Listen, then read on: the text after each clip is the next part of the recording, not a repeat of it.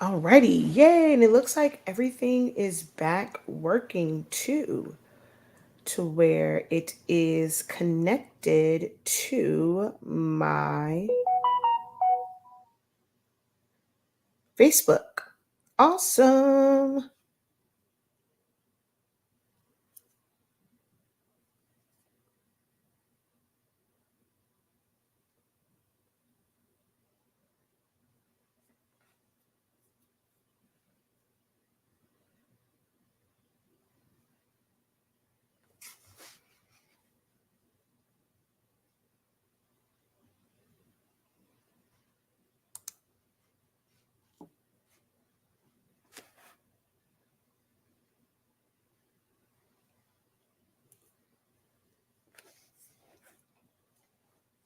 All right, so let's do it this way. Um,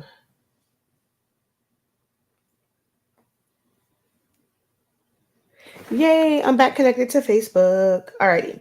So we are going to do a Silhouette Studio overview. So just allow me to share this out real quick.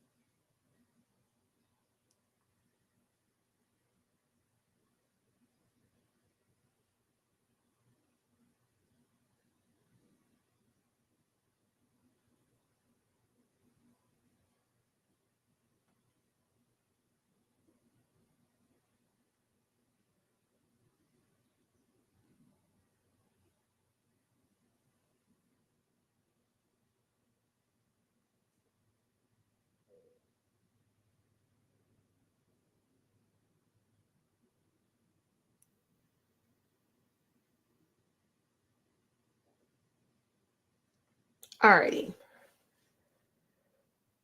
So we're going to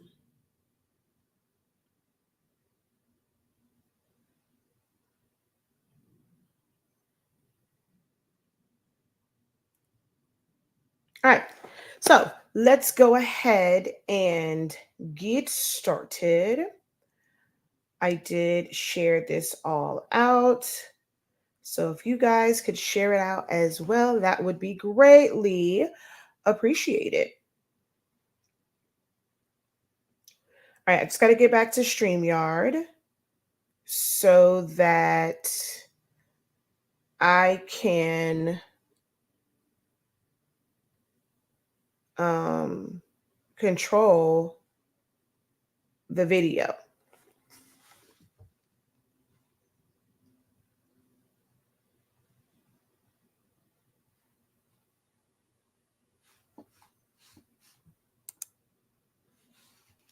All right, there we go. I think the notifications are starting to go out now. I'm starting to see the numbers kind of, you guys kind of come in. The YouTube one is kind of interesting, but I did share it to my groups and a few other places. I had to take it off of private mode. So we should be good. Good morning, Lisa. How art thou? How are you doing? Welcome, welcome, welcome.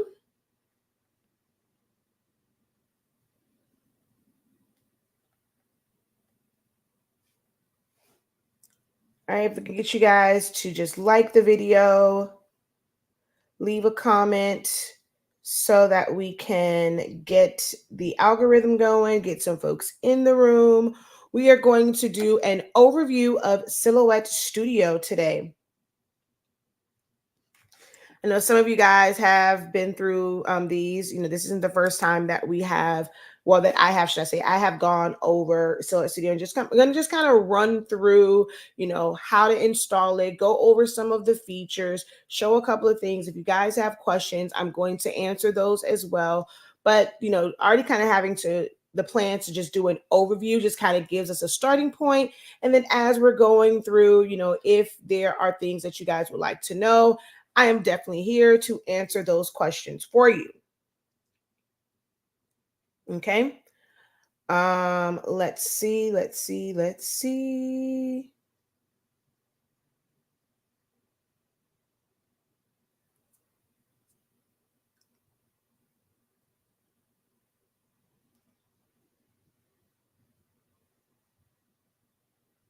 Okay. So just to kind of get us started, I am Shakia, the professor of HS Inc. 365. We are the home of Honesty Speaking and Silaholics Anonymous. Silaholics Anonymous is why we're here, right? Silhouette Studio is a free program, absolutely free. Yes, there are paid upgrades, which we will get into that, but it is a free standalone designing software. It is vector based. However, you can do rasterized or like bitmap type images, meaning like bringing in JPEGs and PNGs and just layering them and stacking them and mixing them with text and things of that nature. But so you can use it, as a standalone graphic design software. It's used to control the Cameo machines, but you don't have to have a machine. Well over half. I mean, I probably would say maybe 70% of the students that I have are actually what I consider to be hybrid, in that they learn to design in Studio because it gives you more versatility. However, they are using a different cutting machine, like a Cricut machine. And then like lately, people are getting into like the Caesar. I just saw that the Sewing Machine Singer, they also now have a craft cutter. A lot of companies are dipping their toes into the craft cutter game. So, um, you can use any cutter, but a lot of the programs, they are, um, they're not as in like intuitive as Silhouette Studio is. I've looked at a lot of other programs, they just don't include all of the features. Silhouette America really was one of the first to really put all of these amazing graphic designing capabilities and tools and functions into a program that's essentially supposed to be just for a quote unquote craft cutter. And I have been using it for over 10 years now. I have a graphic designer background, which is why I think I was so drawn to it. And I wanted to share with others because I know that other programs you have to pay for. And if you're paying for it and you don't really know how to use it, you end up feeling like you're wasting money. Like it's just sitting here, feel like I'm paying for this, but I'm not utilizing it, because you do have to get an understanding. Just because there's YouTube videos and stuff out there, you have to kind of get your hands in there. You really have to understand concepts and not just the tools and functions. So it will take some time for that program to pay off. Like for me, I was lucky enough to where I learned programs like Adobe Illustrator and Adobe Photoshop while I was in high school, so there was no pressure for it to, for me to learn it to help my business or just like kind of help me creatively. I was able to learn it, when there was no pressure. And now, like having that background, I can really see the true potential and benefits of a program like Silhouette Studio. So I teach it from a graphic designing standpoint and really show all of the things that you can do. Does it have limitations? Yes, but every single designing program has some sort of limitation. A lot of people like Photoshop. Hobby ever. It is not like the holy grail. Like there are things that you cannot do. And I'm gonna say not cannot do, but there really is limitations to certain design features or design aspects of Photoshop. It's great. I mean, it's absolutely amazing. I mean, I love having like layers and being able to do like layer styles, but there are some limitations as well. Same way there's limitations to Canva, there's limitations to Illustrator. I actually go between, I think, about 5 different programs to be able to do all of the things that to be able to do all the things that I need to do creatively when it comes to designing. Each one of the programs that I use, they offer me different benefits, and I absolutely love that. So know that one program will not service all of your needs. Okay. One program definitely will not. It can probably take care of the majority of them, but you will end up needing something that like to complement it and to kind of fill in those gaps. And Silhouette Studio can be a great place to just start and get an understanding. It really will make understanding the other programs a little bit easier because you're going, if you take the time to learn Silhouette Studio, you're going to learn all of the fundamentals of it, fundamentals of designing, and a lot of those things carry over into other programs. Certain things are universal across the board.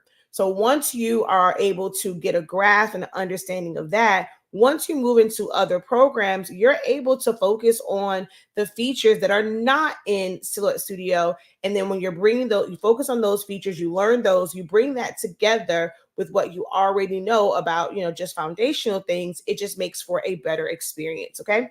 So, like I said, we are just going to do a quick overview of Silhouette Studio. Again, going over how to download it. It's always a question of, well, which version do I use? So we're going to talk about that. I'm just going to go through some things and I'm going to answer questions. So you don't have to wait until the end or wait until like I'm, finished answering a question. If you have questions regarding Silhouette Studio, if you have questions regarding doing different design things, feel free to post them in the comment. No question is a silly question, dumb question. If you don't know, you don't know. And you have to be able to learn to just articulate like your thoughts. And you should be questioning everything, especially if you're into this for business. You should always have some sort of question in everything that you do, like related to business. So post it. I can usually figure out, like, if you feel like, well, I don't even know how to ask it. If you, however you're thinking of it in your head, if you ask it that way, a lot of the times I can figure it out. So don't hesitate, like I said, to start posting your questions, your inquiries, just things that run through your mind about this creative journey. Just go ahead and put them in the comment section. All right. If you guys are ready, say ready. And I just want to make sure that, you guys are in the room, you can hear me. So just let me know that you are ready. Okay. So, hey, that's my city girl, period. If you're watching the playback of this, it's kind of a stall tactic to build the audience. I have to wait for the notifications. I only saw one notification go out, and I'm like technically streaming to 3 different locations right now, and I only saw one notification come across my phone. So, we try and at least kind of get it going to where we're waiting for people to come in. This is a little bit different than a pre-recorded video where you just go right into it. This is a live broadcast and you're watching the playback of a live broadcast. The joy of watching the playback, though, is you get to fast forward past all of this. All right. So incredible morning. Hello. Thank you for checking in from North Carolina. All right. So I got her ready. So I know that you guys can hear me. Incredible morning. Hey. How you doing, princess? All right. So I do see a question here. Why does it crash all the time? I can be in the middle of designing and it closes down. I use Windows 10. All right. So I will address that because that pretty much comes into like the requirements and things and the resources of your computer. And I know that is something that can be very frustrating, which is why some people gravitate to programs that are like web-based to avoid that. But that's not always a great thing because if they are doing maintenance on their server, you lose access to your design platform. That's happened to me before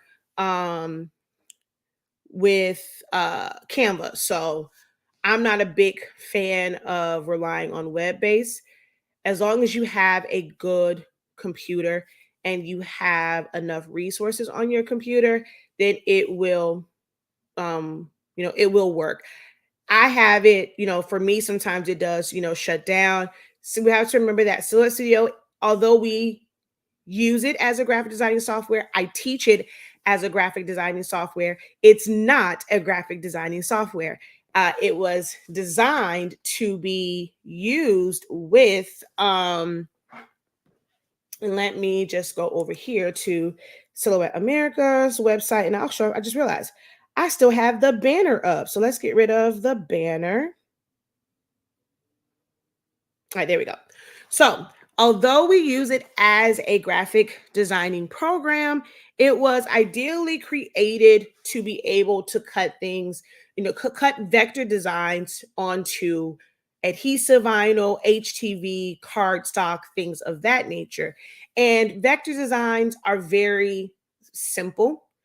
There's not pixels, there's not a lot of data for it, for those types of designs. So it wasn't really meant to kind of uh, uh, bear the load of like all these heavy graphics.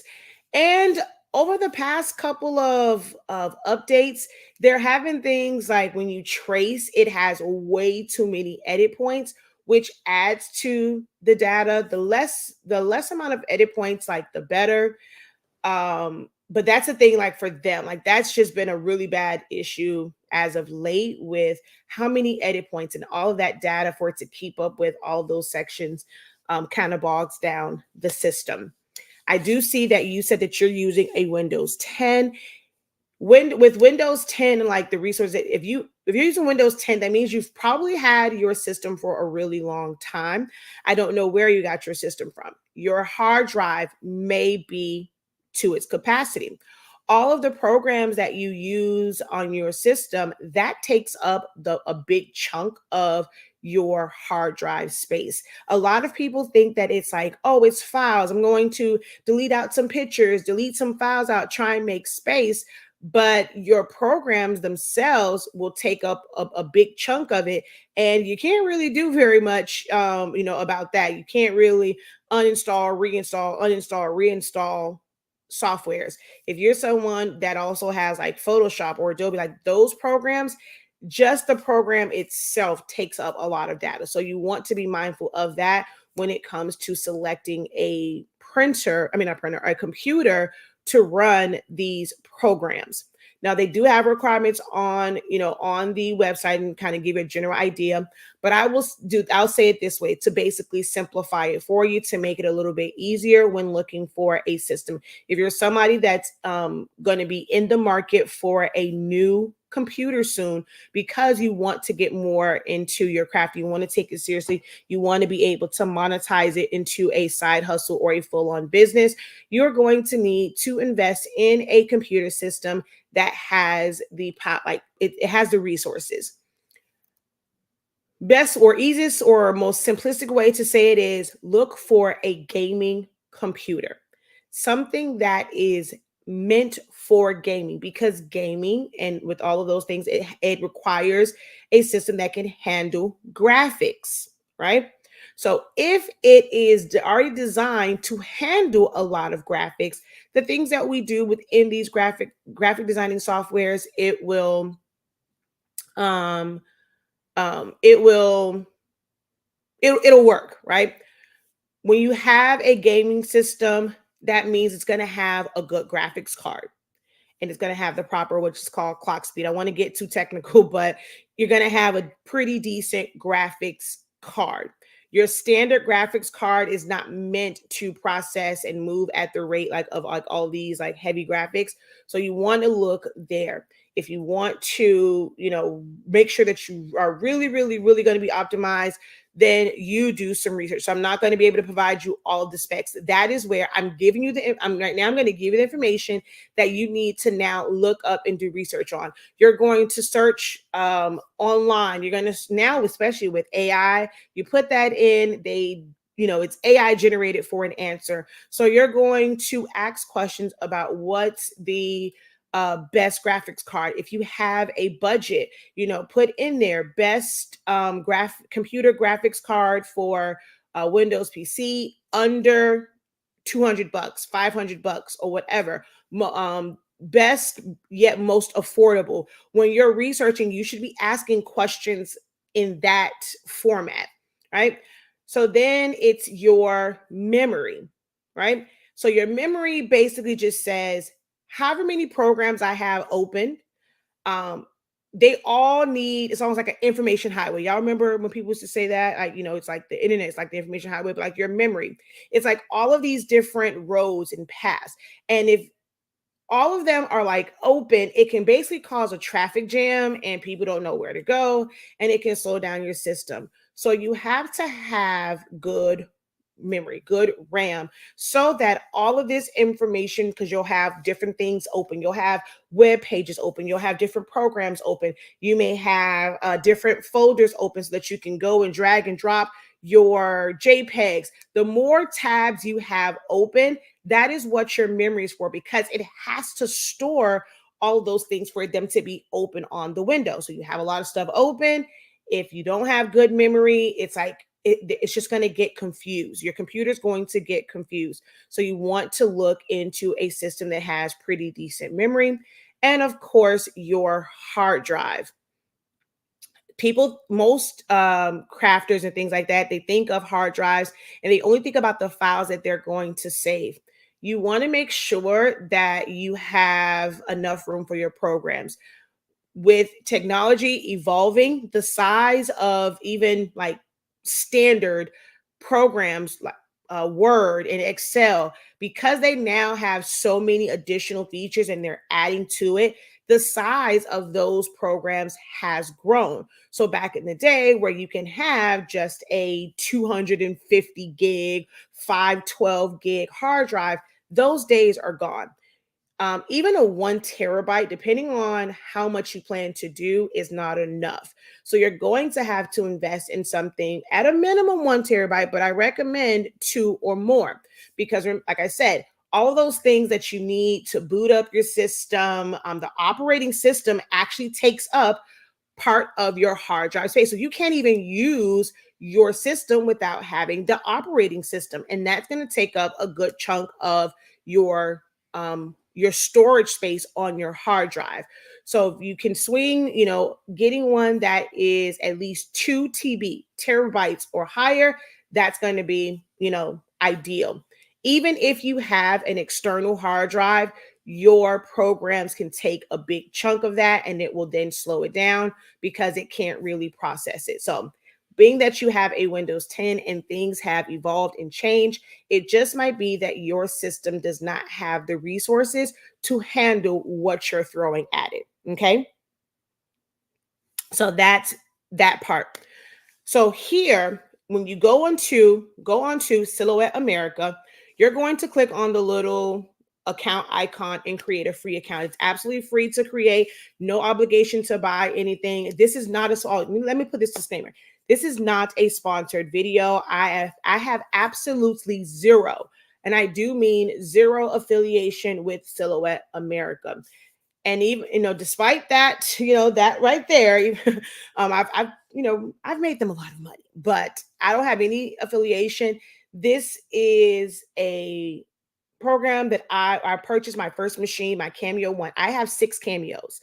I purchased my first one over 10 years ago. Once I got into the software, I fell in love. I have just been sharing it. Yes, I've turned, teaching my knowledge into a full-fledged business for me, because there weren't a lot of resources when I first started, and I didn't want others as they're getting into this to feel the same way. So I created a platform, starting with like my free YouTube channel, and then it just grew from there because I'm always getting so many questions, so many inboxes, so many emails, which also another disclaimer, I don't answer inbox. I am now inundated with way too many of them.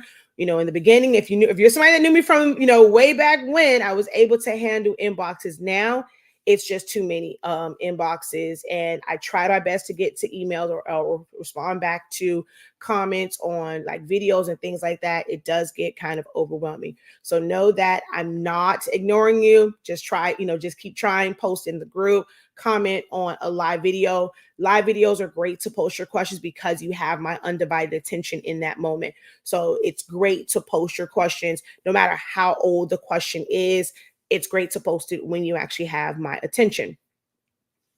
Can I have your attention? Can I have your attention? I'm sorry, my bad. Y'all know I break out in song at any point. If you're not new here, you know that I break out in song at any point. Okay.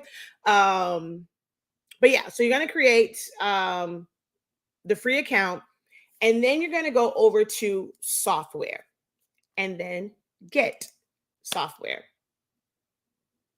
Ooh, let me hide this. I don't need that part there. When it comes, okay, the most recent version is 4.5791. It is only a requirement to install the latest version if you have a Cameo 5. Now, if you have a Cameo 4 Pro, there are some 4.4 versions, but most of those versions were like blah. And then I know if you have a Mac, I haven't looked at the release notes and really paid attention to the Mac part because I'm a PC girl, I'm a Windows girl. But at one point, one of the updates made it to where Mac users couldn't, or it was either a Mac update or a Silhouette update. It was just that it just wasn't working well with like Macs, and they had to go down to one of the older versions, 4.3.370. But unless you have a Cameo 5, it is not required you're not required to have 4.5. If you are on a version and it's working for you and you do not have a Cameo 5, no matter how many times it prompts you to update, do not update if it is working for you. Unless it happens to like completely crash and it will not open back up, which that's happened to me recently with the 4.5 versions. Unless that happens, then there is no need for you to update. So update and upgrade are two different things. So there will be no need for you to update. Okay. My recommendation, especially if you have an older system like a Windows 10, or just a system that doesn't have a lot of resources, you are not going to be able to to download and use the most current version. The base of the program will look absolutely the same. There are slight differences, the like with the Cameo 4, they added like this roll feeder. They added, you have the electrostatic mat with like the 5. So things like that are elements that were added to like the drop downs and your selections. That doesn't change how the program works. All of the tools and functions are the same throughout all of the version 4s, like the newer version 4s. So nothing on your screen will look different. Your tracing won't work any better. I actually think with the newer version, the tracing is actually diminished a little bit because of this whole little slider thing they have. But the tracing in general doesn't change. How you use fonts, where your colors are, your patterns, your edit points. All of these actually edit points got worse when it comes to the newer versions because it's adding way too many edit points when you trace things down, or like if you crop or you subtract something, it's starting to add way too many edit points. So I personally think that the updates have made it a little bit harder, especially if you have an older or slower system. So my recommendation is going to be to go to learn more.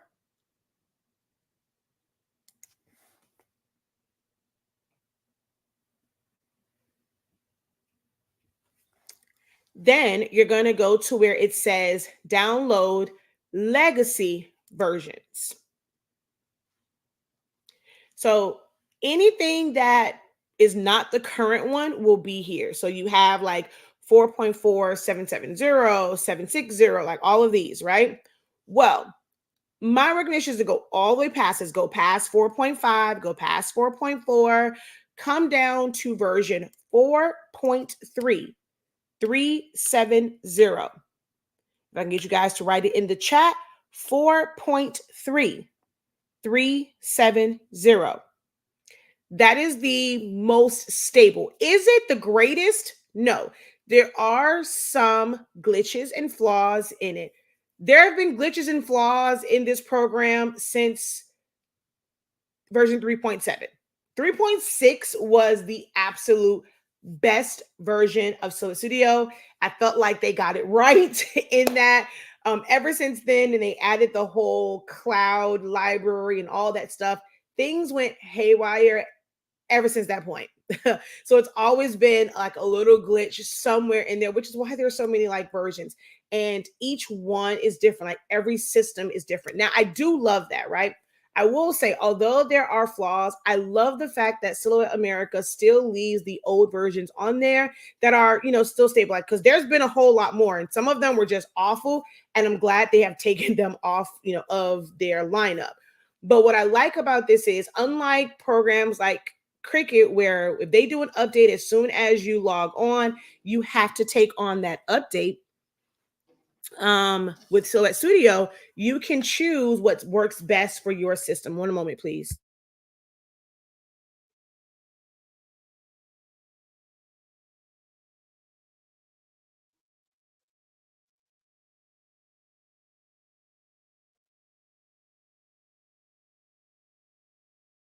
All right. Thanks, guys. But you can choose the version that works best for your system. So if you have a Windows, even though your system might say 64-bit, when it comes to Silhouette Studio, you want to use 32. 32 is meant, because there are some systems like a 32-bit system. Like, they don't really make them like that anymore, but it just means that it works on slower systems, older systems. So if you download and install the version that's meant for a system that works slower, on your system that is a 64, it's less likely to crash because it's meant to work at a slower pace anyway. Now, as you move up, you don't really see the 32-bit versions as much because, like I guess at some point they did, I think maybe it's like in the 4.5 versions, you don't see the 32-bit version in some of these because it's like kind of pointless to make them if they try and keep up with like older systems. It's like they're saying, look, y'all need to update your system. Us trying to create this in a way that works with older systems or slower systems, y'all need to update your system. So now they don't really have it. I don't think they'll ever go back to where they'll have a 32-bit version of it. Just means that, especially for those guys who are doing this for business, at some point you're going to have to upgrade your system. It just doesn't work. Like, I mean, my Dell is 4 years old. Dell doesn't even allow, like, they don't have hardware warranties and stuff after 4 years. Like, after 4 years, it's almost like, hey, that might as well be a dinosaur. You need a new system. So if you're working with a system that's like 10 years old, it's going to be really hard to be able to keep up with a lot of the changes and advances in technology.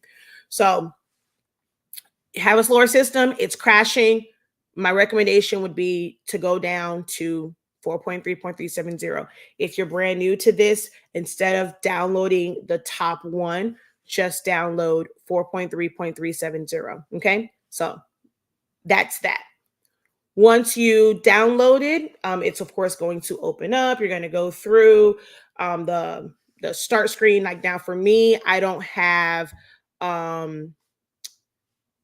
I can't show you like, okay, we just started. And of course, you won't have all of these tabs, but mine are already open and I'm working on some stuff. So I'm not going to necessarily, although I've technically saved them, I could shut them down, but I also want to kind of show some things from that. So this is essentially what your screen will look like. Now, I do have a lot of icons on my screen because I am using the business version. I also have my setup where my icons are really large because this actually isn't all the icons for the right hand side.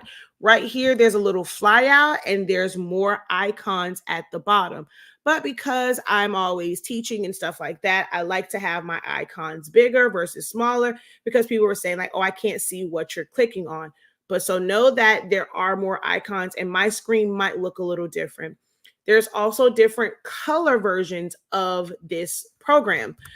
I have a lighter version because that's what works best for my eyes. If I were to click here, you're going to see like it goes to where a lot of the things outside are darker. You go to the color palette, like everything is darker. Some people's eyes, they may need to see it darker versus lighter. There's also a version where there's white. Well, no, not this one. That the background is white. I have to go into preferences. So let's just kind of start here, right? Right here at the bottom is what's called your preference. I call it a sprocket. I'm old school, okay? One of my favorite shows back in the day was the Jetsons, and I'm trying to figure out why we're not flying because the Jetsons told me by now we would be flying. The Jetsons told me I would have a robot. The Jetsons told me that all I would have to do is hit a button, walk into the closet. It was going to dress me, do my hair. We don't have none of that, and I feel bamboozled. But I will always stick to calling this a sprocket, like it's a gear. But I like using the word sprocket because it takes me back to my childhood. All right. Who else feels bamboozled by the Jetsons? Because ain't none of this happening, and I feel some type of way. Okay. The Jetsons, as well as Back to the Future, because when they went to the future, I don't see none of that, and I got a problem with it. Okay. So, anywho, let's see. Oh, someone says my laptop still hasn't been right since I added Photoshop and deleted it. My laptop is so slow and my silhouette crashes because of it. So just because you remove, like you have to know how to fully remove a system and everything that it puts. When you download something or you install a software, it's not just the software. There are things kind of like in the background that it really adds to it. So when you just delete the program, there's still remnants of it in like other places, and you have to do a clean uninstall of that to remove those other little things that also came with it. So that might be why it's still running slow.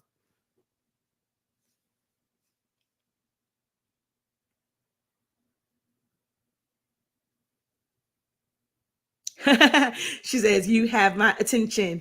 Yes, you have my attention. Hey, y'all are silly just like me. Hey, just say, and thank you guys so much. Yes, 4.3.370, 32-bit if you're using a Windows, okay?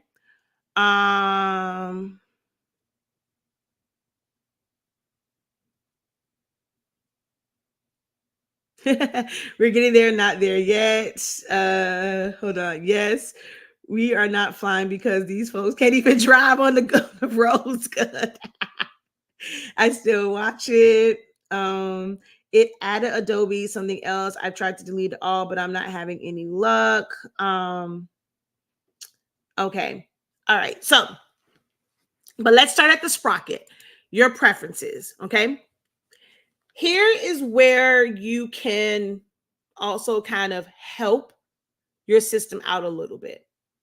This is something that normally I'm gonna really break this down, which I probably shouldn't because it's gonna make this video kind of long. I'm not trying to really do this in a bunch of segmented parts and stuff like that. That's what my classes are for. But I'm going to really break this down, and this is normally something that I only do in my classes. So it's been a minute since I've had, really done a good live video, and I'm sharing it all with you right now, right? So I'm about to give you guys some gems that I guarantee you won't see because the average YouTuber or TikToker, they know that people's attention spans are really short and they just want to go straight to the creative part, straight to the exciting part. But you need to know the boring part. You need to know this because this is going to affect your system. When you are watching someone design, there's going to be one part on here. When you're watching someone design and you're like, wait, my system isn't doing that. It just keeps making boxes. It's because of something that most people just don't show. They just get into teaching, doing a tutorial. Okay.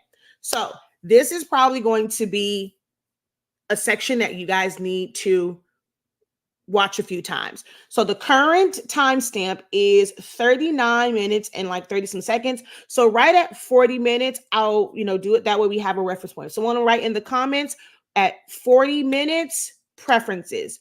40 minutes, preferences. Okay. She's like, you're giving away the learn so in 30 days knowledge. Y'all better have them pens and papers out. Exactly. All right. So under preferences, a couple of things, right? Showing your dimensions. I don't know if this is in the older version. I think it was something that kind of like it was newer.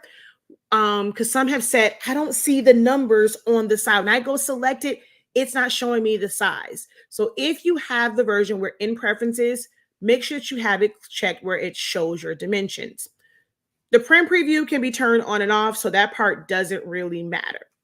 Right here, okay, this is where it says, okay, so print resolution, when you're bringing things in. So mine is set at 600. And I have things that will come, like a lot of times my PNGs and things like that, they will come and you'll get that little warning that says it's not a high resolution image because I have set mine to say, okay, I want it for 600. If you don't know how pixels really work, I have a different video where I've gone over that. I'm not going to go through it in this one. I've gone over in classes. I think I may have gone over like in different Q&As. I don't have a dedicated video for it, I don't believe, but I have gone over it. Hopefully you'll come across it as you're watching my other content. But I've explained how pixels work. Short version though is just multiply it. So if something is 1 inch at 300 DPI, that's going to be 300 by 300. If it's 1 inch by 1 inch, but it's saved or you want to design it in 600, it's going to be 1 times 6. So always just multiply whatever the size that you are designing by the resolution that you want. 600 is really, really, really, really, really, really, really, really high.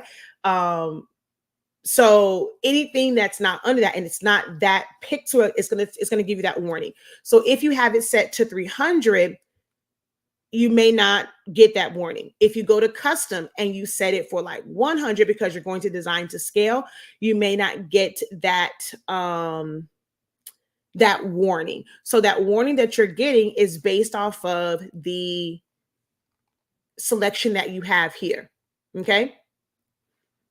Of course you can change your language, your unit of measurement. Here in the US, we use inches.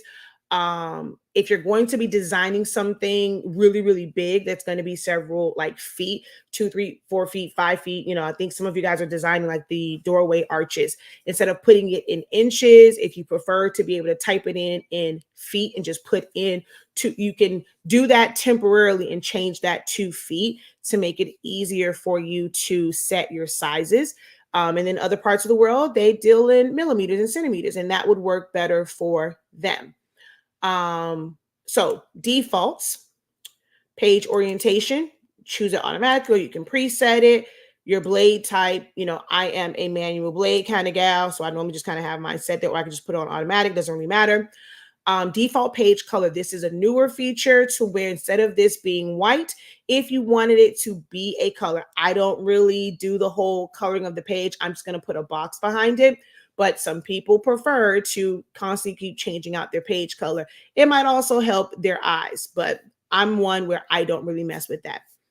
Default fill style, if it's going to be filled or it's going to be an outline. I pretty much deal in outline because I want to have, I like to fill it in, but some people are different. They may want to have it filled in because it is good to have your elements filled in with color because it makes it easier to select it and move it around. When it's just an outline, if there's no color to it, you have to make sure that you click on the outline to be able to actually select it. If you click in the middle, nothing will be selected. Okay.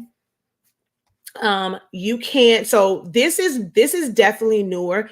People ask about default fonts. Like there's a font that they love to, they want that to be the default. So now they've listened. They heard you. And so you do now have this where you can change this to where it becomes your default font whenever you open it. Now, it is very easy to make something your default font as you're working, but if you want it to be your default every single time, if you have a certain size that you want it to open up, if you don't want it to be 12, you feel like 12 is too small, you want to see it bigger, you can change that. Whether or not you have your display mat on. Mine is not on all the time because I find that more so now, especially, we have the summation paper line. I'm more so teaching people to use this as a graphic designing program versus as a, use it with your Cameo, how it was back in the day. So with that off, it gives me the ability to make my page sizes larger. So I normally, have to turn off my mat, turn off my machine anyway. So I just kind of have that where it's not always displaying the mat. Okay. Crosshairs is a advanced feature. So do you want it to be in black? Do you want it to be in red? Cut to the edge of page. I always have that check.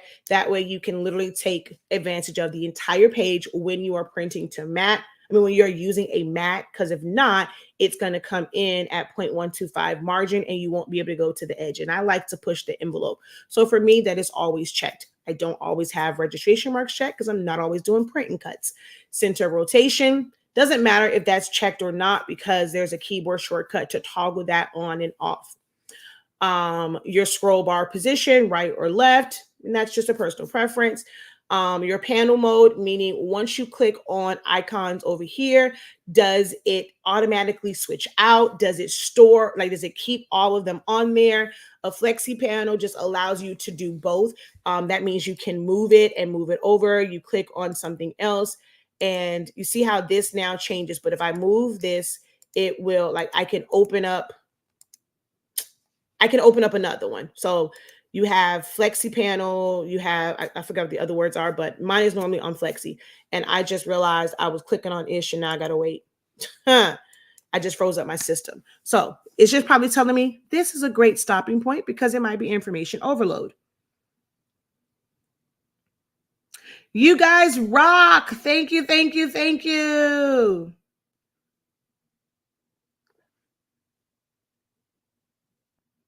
Hello, welcome in. Make sure that you guys give this video a thumbs up, share it out. Okay, what's going on now? I was trying to do team too much. Now it's like, okay, there it is. Is it going to go? Alrighty. What are you doing? What is going on here?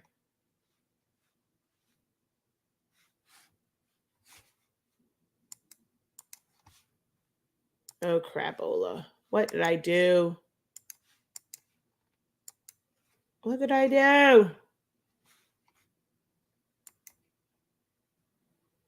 All right, go ahead. Let the questions fly. I'm going to just go ahead and do a Control-Alt-Delete because I don't know what I did on here.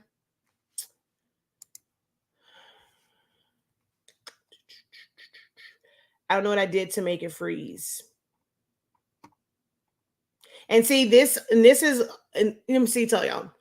When I always say God is always in the midst, I don't think a lot of you even realize how much stuff is running in the background when you do your Control-Alt-Delete and go to your task manager. All these things that are always running in the background, they affect, especially Adobe, in this whole cloud situation, they affect how your system moves. So just know that. All right. I'm just going to go to Silhouette Studio and we're going to end task. Okay. And we're going to open it back up. All right, so just give me a second. We're going to open that back up.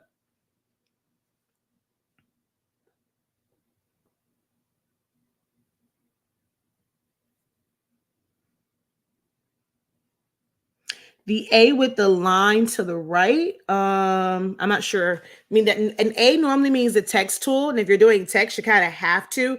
But no, I had a lot of stuff open or whatever. And I was trying to click on stuff while I was in preferences. I think that might be one of the reasons why.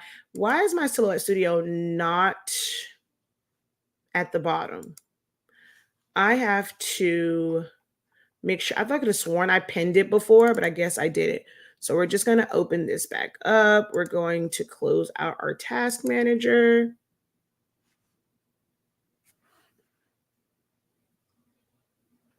Oh, the one to create a font? Yeah, I don't like the create a font. I think that's the one that you're talking about, is the one to create fonts. Yeah. And if I did click on that, that probably was it. I don't even use that. So, and that's one of those tools. The pick scan mat still, to me, still has never been optimized. And creating your own font also, to me, hasn't been optimized. No, so this is the one with the line on it is how you adjust your text. But if you're talking about this and the one with the pencil, that is the one to create fonts. But you have to utilize this A and this A in order to do your text. But this one is to create a font. And yes, it can be a pain in the butt. All right. So the recover documents, I love the fact that that is still there. So, all right, so let's go back over to here. So we went through like the defaults. So flexi mode, single panel. So if you do single mode, when you click on, like, it's only going to keep one on the screen. If you do multiples, as you click on, they'll just be on there. The multiples drives me crazy. So for me, flexible panel is the best.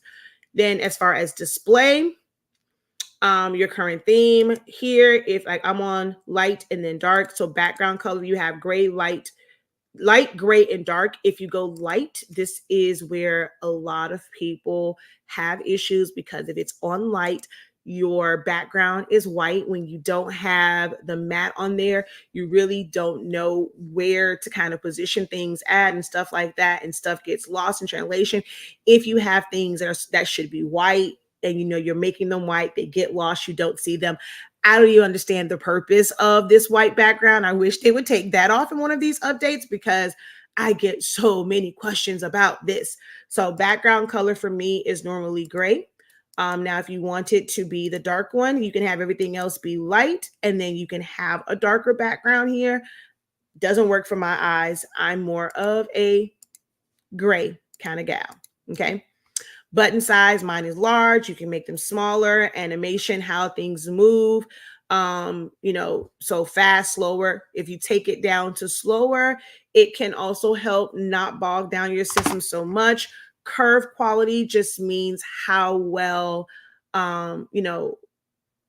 it especially when you're tracing and things of that nature. So the higher you have that, it's going to take longer for it to trace. It's going to be a little bit more detailed, so it can slow it down, so you can improve the quality, like improve how your system moves by lowering that particular setting. It's not going to be the greatest when you do certain things, but it won't bog down your system.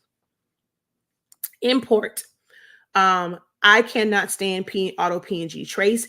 It actually converts your PNG into a JPEG and just automatically removes the negative space around it. But if you were to ever expand it, or if you were ever to weld it or just resize it, you would end up seeing that it's now white and it's not a true PNG. I can't stand that. So I personally never recommend automatic PNG. I'm always going to recommend that you do a trace and detach on it. Okay. And then of course, the rest of this just as it, like this part is everything else, and like you can say default, I just turn this off. Then tools. Here is where it's really, really important. So someone write in the chat. For actions after tool use, change everything to choose select.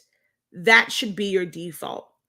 And there are times where continue doing whatever will be beneficial. Like when I'm making my own connect the dots, I need to kind of cut out chunks. I like to kind of have my knife like just keep going. If I have to do it, or if I have to do like a bunch of cuts, I'll come over here, change it real quick so that I don't have to keep going back to the knife or using the keyboard shortcut.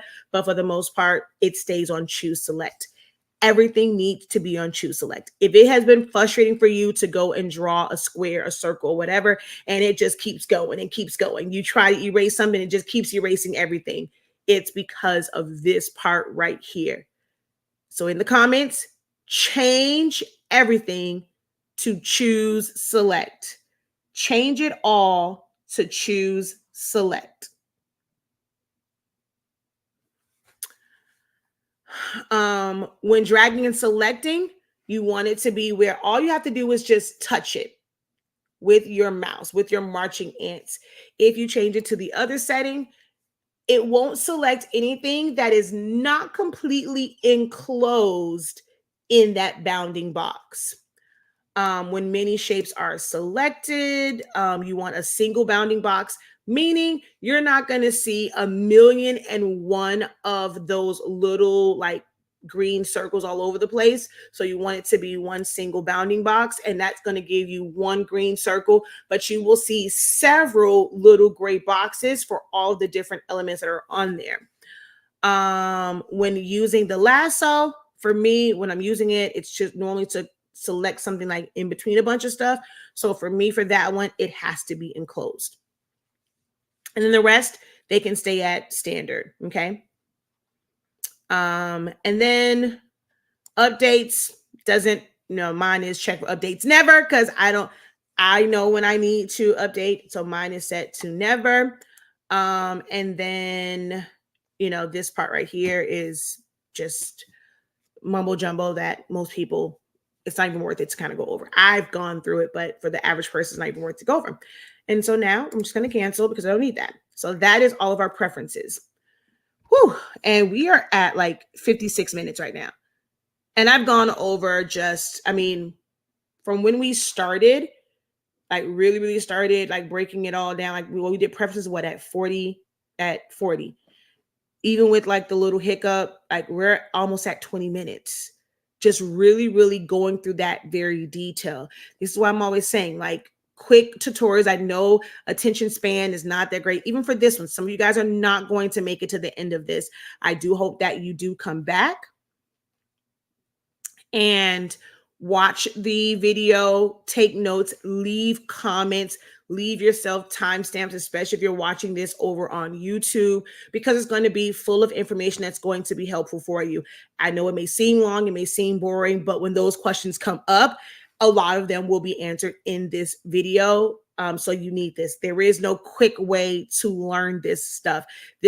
I'm trying to compact over 26 years of knowledge and experience into however long this video is. Hopefully no more than like maybe, I want to go through the other stuff, like another hour or so. It'll probably take us to get through all of this. Could it be broken up into individual ones? Sure. If you guys would like to pay me for that, but this is a free video that I probably won't get stars on. I won't get thanks. I won't get cash apps or anything. I probably will barely get a thank you. So for me to dedicate time, I'm not just someone like, hey, we're just out here just helping the community. I'm helping, but this is also like I have a business to run, but I want to be able to help you guys, especially if you're trying to monetize and you're trying to make money off these skills. I want to be able to provide some help, some assistance, because it can be a lot.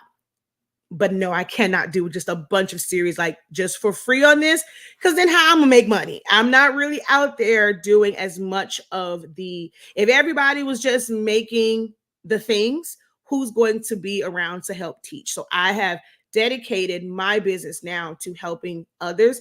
And so we do have dedicated classes, and I have to be mindful of that. But I also do still, dabble a little bit in the custom part of it, especially during grad season. So dang,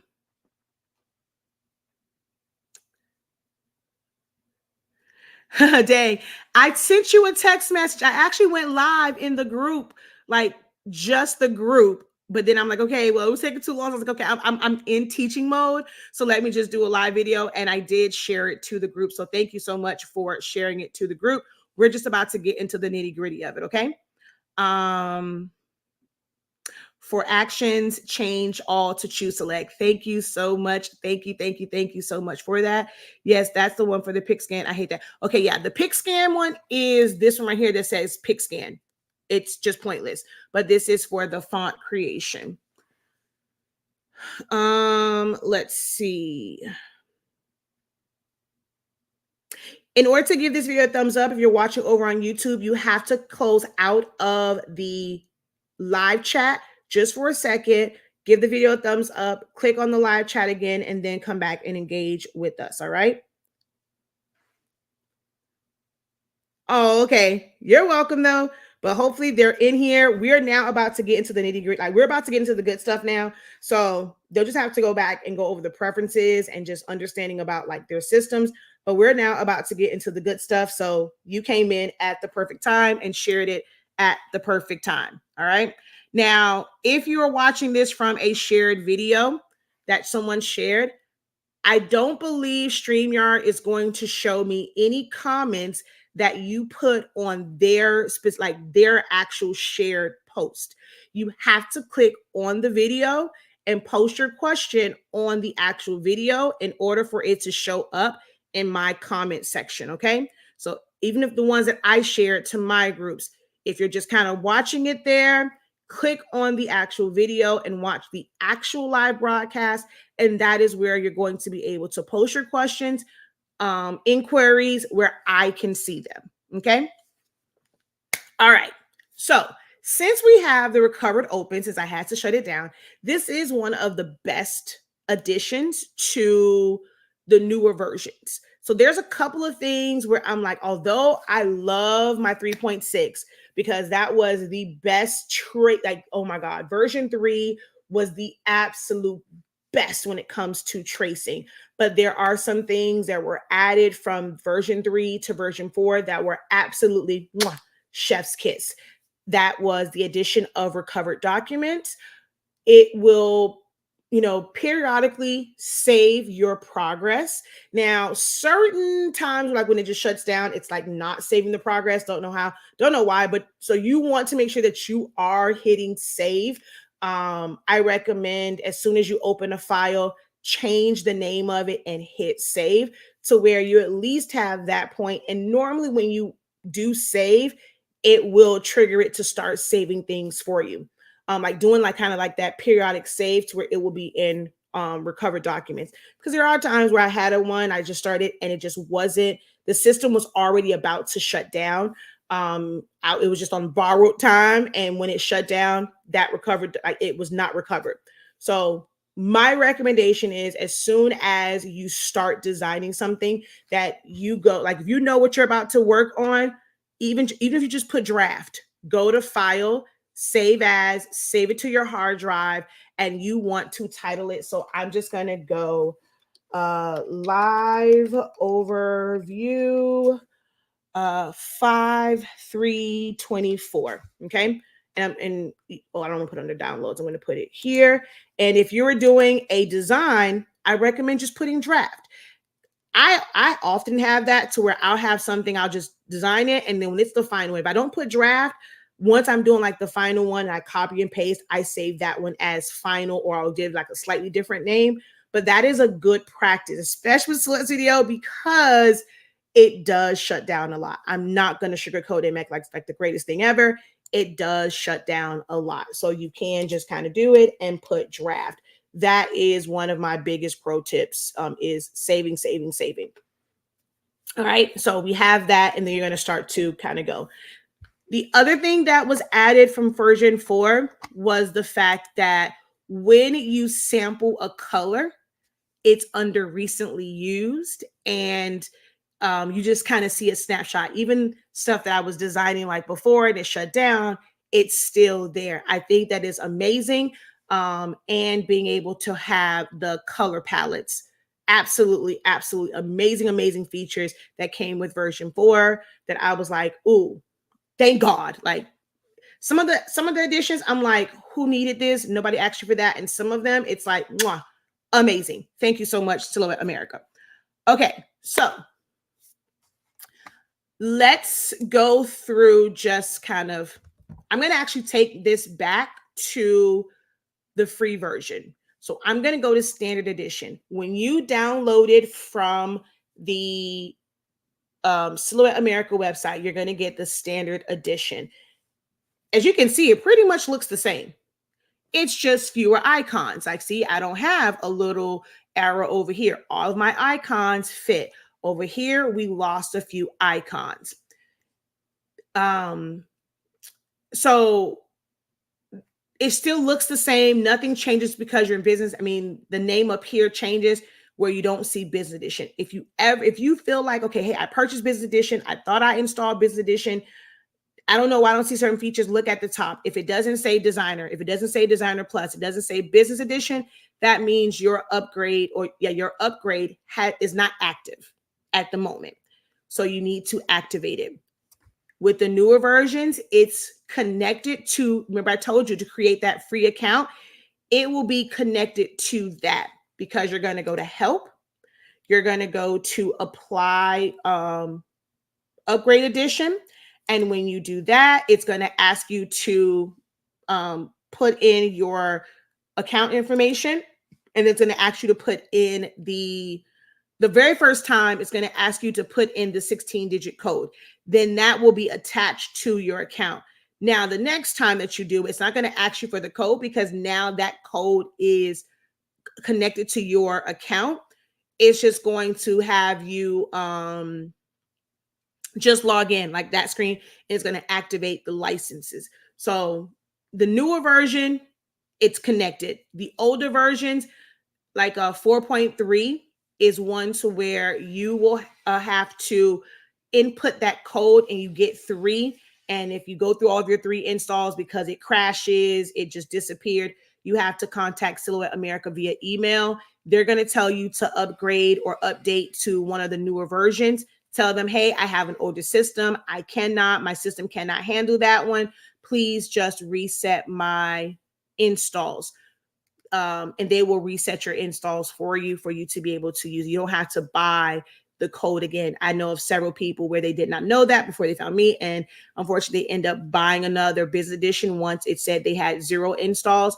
But just contact them. It will take a couple of days, but it can take a couple of days, but they will reset that for you. But with the newer version from 4.4 on up, if you just log in, it will activate whatever upgrade you have.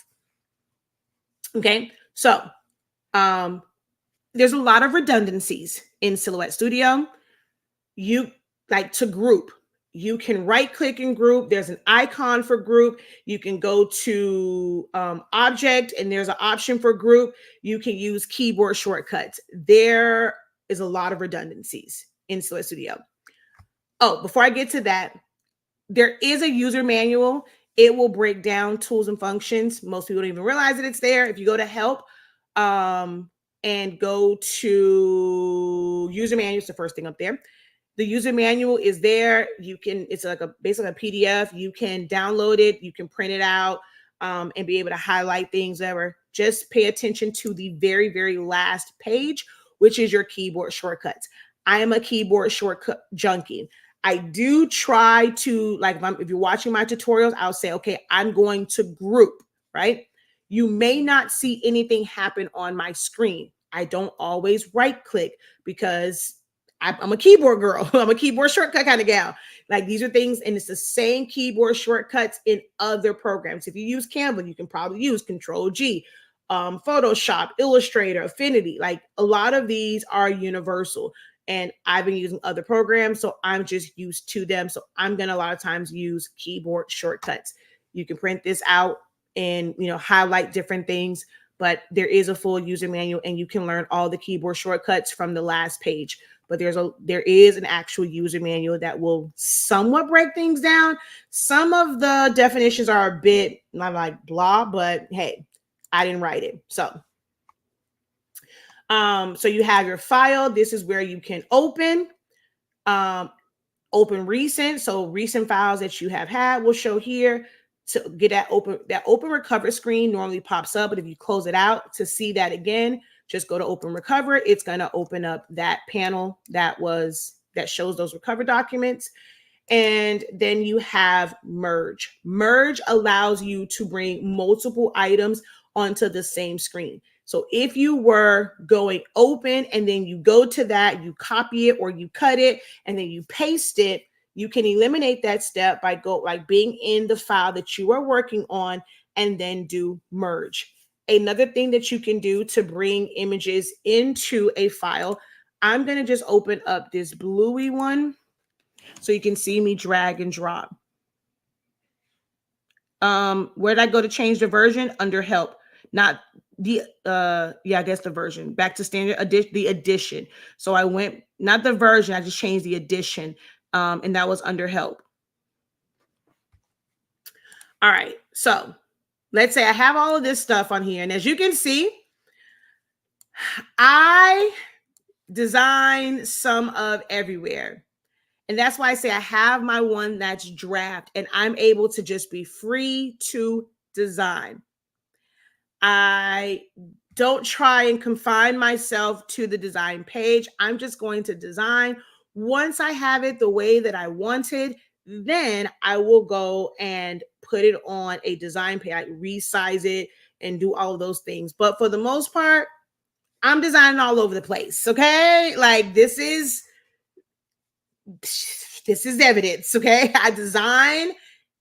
This is one of the reasons why I love Silhouette Studio. No other program gives someone like me whose brain just is all over the place. I want to call myself a scatterbrain, but it's like so many ideas run through my head. I need to be able to see all the variations of my ideas and not have to like scroll to a different page or whatever. No other system gives you this capability. So for someone like me, nothing compares to this, and I will stand 10 toes down about it because it works for my brain, to be able to just see everything. She says, this is where I get this from because I design all over the place. Yeah, I've created some monsters with that because, baby, it's giving organized chaos. Okay. So I say all that. I wanted to show this because, okay, let's say I wanted another element, right? So I have two versions of this blue. Well, I already have it here of the blue, but let's say I just want to bring in something else. I'm just going to go and open up a folder that just has, let me see, I'm just going to go to downloads. That just has, elements and stuff on it. And you can drag and drop. So you don't have to use merge. You don't have to use open. You can drag and drop. Recommendation, have your Silhouette screen, go to your folder, open that up, right? And have it where it's basically just layered on top. And it doesn't matter the file that you bring in. As long, like, depending on which version you have. So if you have the free version, you can't drag and drop an SVG, you can't drag and drop a PDF. You can only drag and drop you can only drag and drop PNGs, JPEGs, Silhouette files, or DXF files. So I'm just going to go and find a JPEG or a PNG. Let's see. Okay, so let's just bring this one in. Like if I want to use this as a reference piece. So I will click, bring it down. I'm not sure if you guys can see, it's like a red no sign. I'm going to bring my arrow down and that changes to the word move. I can see the image, you let go, boom, it's now on this page. So you can drag and drop to merge it in. You don't have to go open and then bring it over. So like over here, I'm going to come back and here, let's drag and drop this here. Okay. And I actually want to drag and drop an image that has a lot of, okay, so I'll bring this one in. And then I'm also going to drag and drop. I think this has a lot of stuff around it. And then let's see. Ooh, let's do this one. And let's see. Let's do a PNG now. These are all going to be lessons I'm going to teach. Here, let's bring in this cupcake. And let's bring in the dinosaur. Okay, yeah, he has a lot of stuff around him. And one more thing, let me see. Would it be under download? Yeah, it should be. I'm looking for a file. Okay, let's just bring in one that my sister sent. Like she will design her cup files in Canva, and then she'll send them to me for me to be able to print from technically my rolling. So let's see. Oh, here is one. It was kind of like a fan design. So I'm just going to bring that in. I don't know why that's showing like that. It's supposed to be a PNG. Where is the last one she just sent to me? Oh, this is a good one too. Dang it. So many good examples of like files I can use. It just shows different ways of like tracing and detaching. I'm looking for, oh, this is also a good one because I have sized this properly. So we're going to bring that in.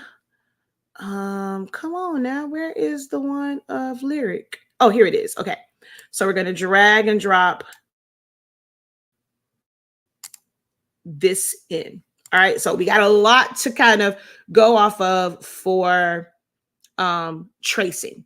So we're going to come back to this, but I just want you to see how I brought all of these images into Silhouette Studio by like going through my folder, seeing exactly what I wanted. I didn't need to go to file, open, or merge. You can just go figure out what you have wherever your files are stored at, and then just bring them in. Now you have to bring them in one by one. It's not like Photoshop where you can do a bunch of them, hit OK, and then the next one pops up. You have to bring them in one by one, but this is a way.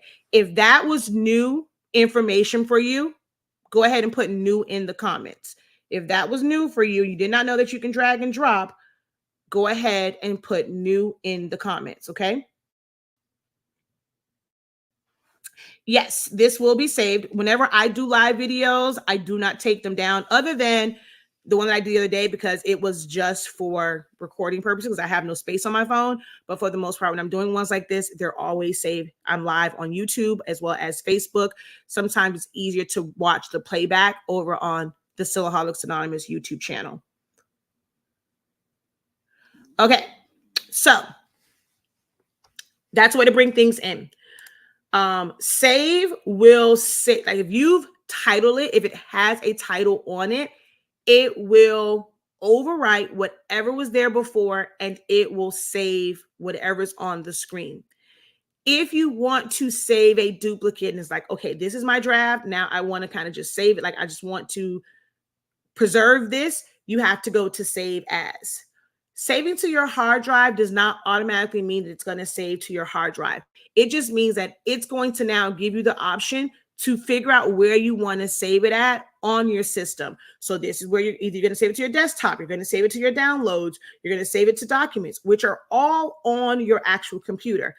If you have an external drive, you're going to go down and you're going to see that external drive. If you have a cloud drive, if you have a connected Dropbox or a connected Google Drive or anything like that, you're going to see them and you can select them and save it. And it's not saving on your computer, it's saving to that cloud drive.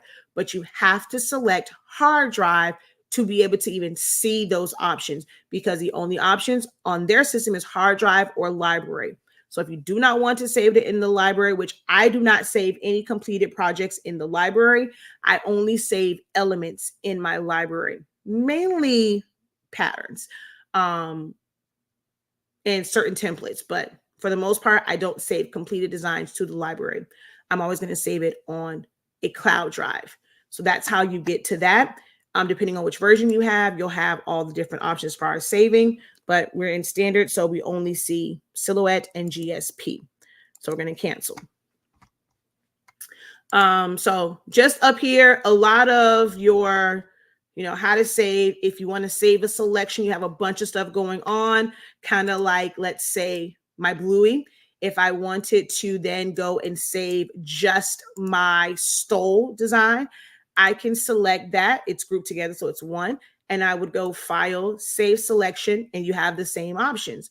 And I'm going to choose where I want to save it to, and I can save just that. If I wanted to go in and select everything that's here for the shirt design, I can go in, save that. Well, of course, I use the same thing on the shirt as well as the yard sign. So I would just save that as my, this episode is called Preschool Graduation,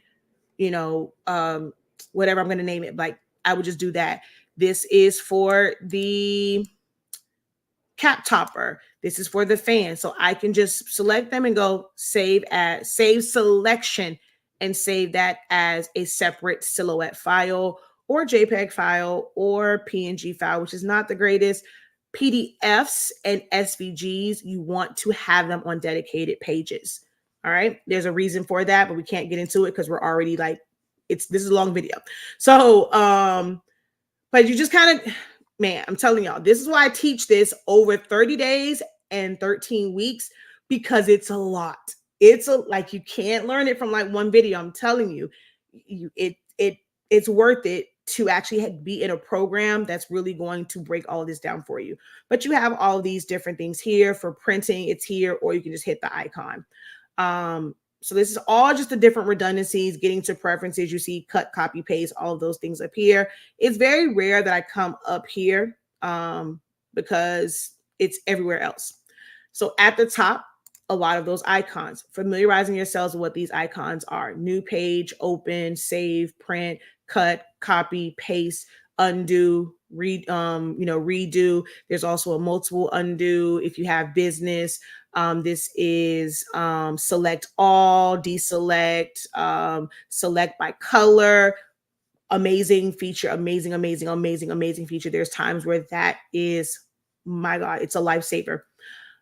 Zoom in, zoom out, click to zoom. So you would click here and then you get a magnifying glass and I can hone in on a specific area. This is zoom in out using your mouse. So you click on that. If you left click, not right click, and move up, it'll zoom out. Bring it down, it will zoom in.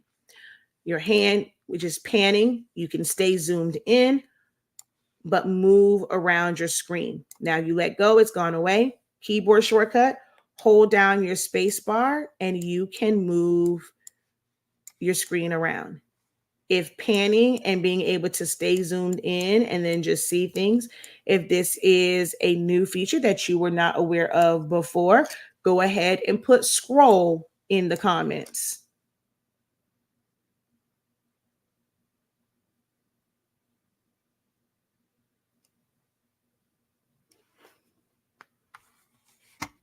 All right, so I'm going to zoom back out. And then this will center to or fit to window, meaning the page. So if I go like this, it's going to basically center where your design page is to the fit to the center of the screen. All right. So you have this part right here changes depending on what action you're doing. So with nothing selected, you don't see anything. You click on an element, you're going to see things. Well, like I said, you'll see your fill color and all that. And that's because you can always set default. Right now, if I make a box, it's nothing. If I go up here, nothing is selected, and I make this purple, and I go make a box where I go text, that becomes purple. If I go here and I make it green and I make this 5, the next time I go type text or whatever, it's going to be green. The line, purple, the line is going to be green. It's going to be a 5. So you can set it to default, which is why it still shows, because you may want to set it to default before you start to do different things. So I change it back. Now, oh, wait, wrong thing. Let's go like this. Nope. Like that. There we go. 0. There we go. Okay. But once you select something, this changes. So if you select here, you're going to see things like scaling it. If you have this locked, and whatever you do to one side, it will automatically do to the other side. If it's unlocked and you change a certain element, it's going to only change that, and it's going to be distorted. You can also change your sizes by moving this and just looking at the dimensions and getting to a roundabout size if it doesn't need to be precise. Okay. And it just makes it a little bit easier. I always recommend pulling from one of the corner nodes. If you pull from the side, like the inside ones, you're going to stretch and distort. You should not be trying to fill it into a space like this by doing this, because it's going to stretch and distort it. Okay. You can move it. Most people don't use that. Whether or not you're going to align it to the top, if nothing else is selected, it's going to do it based off of your design page. Okay. If you have something else selected, it is going to move that based off of those two elements. This is to center it to your page. This will center those whatever is selected. Then you have your group selections. So like I told you, everything has redundancies. So it has an icon instead of right clicking and grouping or using keyboard shortcuts or going to objects. You can group here, you can ungroup here, you can bring it to the front, send it to the back. You can bring forward, send backwards. This is to weld, this is to offset, this is to duplicate, this is to cut. So you have, actually, no, is that one to cut? Yeah, that was to delete or cut. Yeah. And you have a lot of those same icons in various areas over here. So this weld option, so offset is offset, it's there. The weld option you don't see unless you come here, and then it is here. Again, redundancies, redundancies, redundancies, redundancies, redundancies, redundancies, redundancies, redundancies, redundancies, redundancies, redundancies, all up and through here. Okay. Now, if you have more than one thing selected, I now have text. I know that something is text because I will see text here at the top.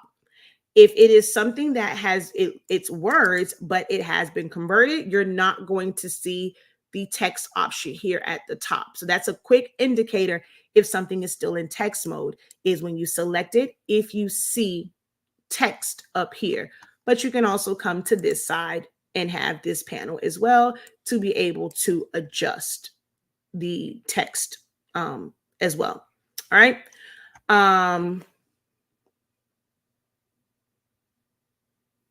Okay. So there's like that part as far as just like the stuff that's at the top. Over here, this is your selection tool. You get to this by also hitting V. So if I come down here to eraser, if I hit V on my keyboard, it turns into the arrow.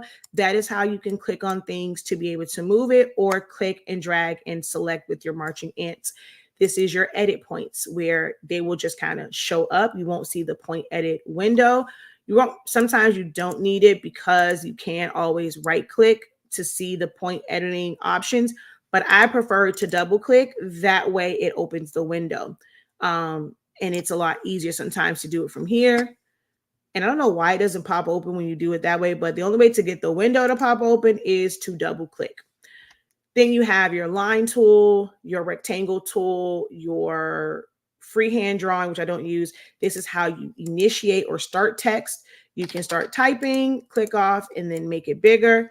And then the A on this side or the options at the top is where you would adjust those fonts and settings. And then color wise, there is no color underneath just the font. You use the same color palette. So if you're used to like Photoshop or Affinity, they normally have a color section with the font itself. Not in Silhouette Studio, there's just one place to go to fill in with color. So you would come here at the top to fill in with color, or you would go to the palette on this side to fill in with color. Okay. Then you want to take notes. Never really saw the purpose of this. To erase. Once you erase, that's no longer text. And then you have like your knife tool, and there are different knives. And if you have upgrades, you have options of additional ones. So you have your straight, poly, curve, freehand. You have to deselect auto apply so that you can get it to where you want and then auto apply it. The thickness of it, like it's just a lot that you can do when it comes to like the knife tool and the eraser tool. Solid and outline, very important, especially if there's no color filled in. Outline will cut it. It'll just leave it'll turn into a line. You'll see red dots. When you click on it, it won't leave it as solid pieces. That's actually very important depending on what it is that you're designing. And then like on this side, this is where the average beginner, this is going to be the more important stuff for you. All right. So focus in on this. So this is at what, an hour and 29 minutes is where this is going to be for some, a lot of like the more important aspects of it. Okay. So your design page size. If you are using Silhouette Studio as nothing more than a design software or a print software so that you can properly size if you're designing in Canva or whatever. You're going to always have your machine set to none. This will give you the ability to make this page size as big or as small as you want it. So if you're printing to 13 by 19 paper because you have a large format summation printer, 13 by 19, boom. Because if you have a machine selected, it will default to, oh wait, so 4.5 is actually not doing it. So some of the other versions like 4.4.370, it will actually default to the, like, it won't let you make it bigger than what that machine can do. So let me see, 16. So it'll let me go to 16, but before it would not do that. So this is a little bit different. Remember, every version is different. If you have a version to where if you put 13 by 19, but it only shows 12, if you go 13 by 36 and it doesn't go past 12 by 24, it's because you have a mat on, like, or, all these different things. My recommendation, though, that's universal across the board, is just go to none, and then you can type in whatever you want. I'm going to show you what the max is. I'm just going to put in 5,000 because that's an outrageous number. Just so that you can see that the max that you can design is 196 inches. Okay. I don't recommend that because it's going to be a very big file if you're designing like that. And it's going to take forever to save, but that is the largest that you can design. And this is what I was saying, like, you can change the color of the page size. I think that is kind of pointless, but some people like that.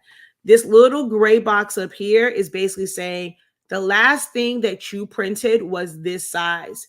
Yes, you're designing here, but it's not currently set to print all of this because the last thing that you sent to your printer was this size. So that is what it is going to display, the last print setting, until you change it. So that's where this is show print border. You can turn that off or on.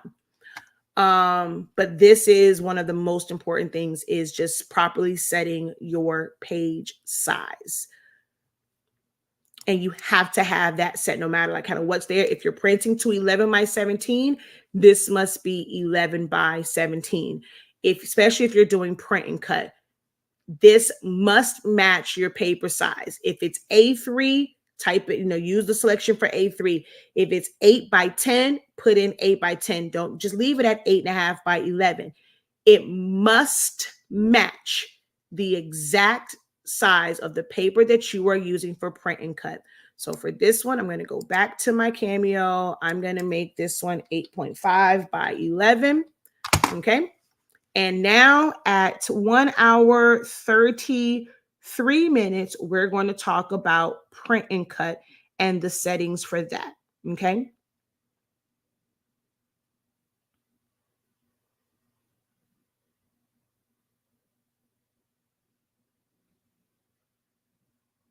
Okay. So for registration marks, and we are at an hour and 33 minutes is print and cut. There we go. You have to come to this last icon. So you have to have a machine selected. You have to have, well, don't have to have a mat selected, but you have to have a machine selected. You want to set your paper size, and you're going to come to registration marks and turn them on. I'm going to go back to the first page and also show cut border. I'm going to go back to registration mark. My recommendation is always to maximize your thickness. That does not affect anything as far as your restricted area, but it does help. I don't even understand why it's even an option for it to not be maxed out. The thicker it is, the better it will pick up. So I always recommend maxing out your thickness. So in the chat for print and cut, maximize thickness. Right there in the chat, maximize thickness. For the length, I personally don't go lower than 6.25. I don't recommend lower than 0.5, but you can make your length smaller. if you would need more space, because it's going to shrink your restrictive area. The downside of this is your machine actually scans at about 0.5. So if you have this small and you have a piece of your design here, it can affect slightly, because if that optical eye goes over too far and it picks it up, it's going to affect how it cuts. So that's why I say I do not recommend lower than 4.5. I mean, not 4.5. I'm looking at 4. Lower than 0.5. But I don't go lower than 0.625 because it gives me a little extra space. And I feel like that truly contributes to my damn near perfect print and cuts. Okay. But that's to each its own on whether or not you go lower. These restricted areas, you cannot have any part of your design in this area because it will affect the registration. That is why it has hash marks. Now they have the ones up here. That doesn't even really matter. Your design can go past the red lines. It can go into this area. It just will not cut. You will have to cut anything that's outside of the red lines. You are going to have to cut that manually, but it will not affect your registration. The only thing that affects your registration is having part of your design in the restricted area. So we're just going to copy this and paste it over here. And, oh, he's not going to really be in the restricted area. But you don't want anything, like even just that little bit right there will affect it.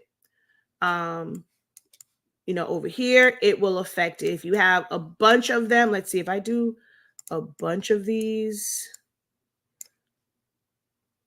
like I was doing stickers. Let's shrink this down.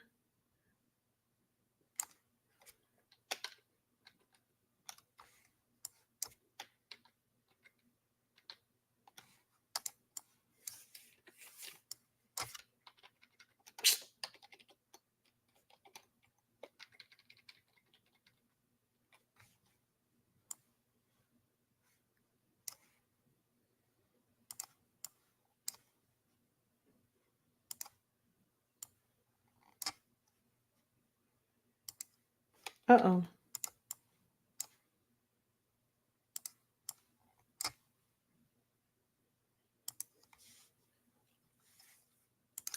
So right now, actually, okay, so come on. I'll make it to where it's technically inside the box, but come on now, jumping all over the place.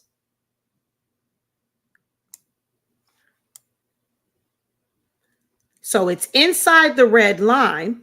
It's inside the registration marks. However, this is in the restrictive area. This is in the restricted area. And I think I moved it down here.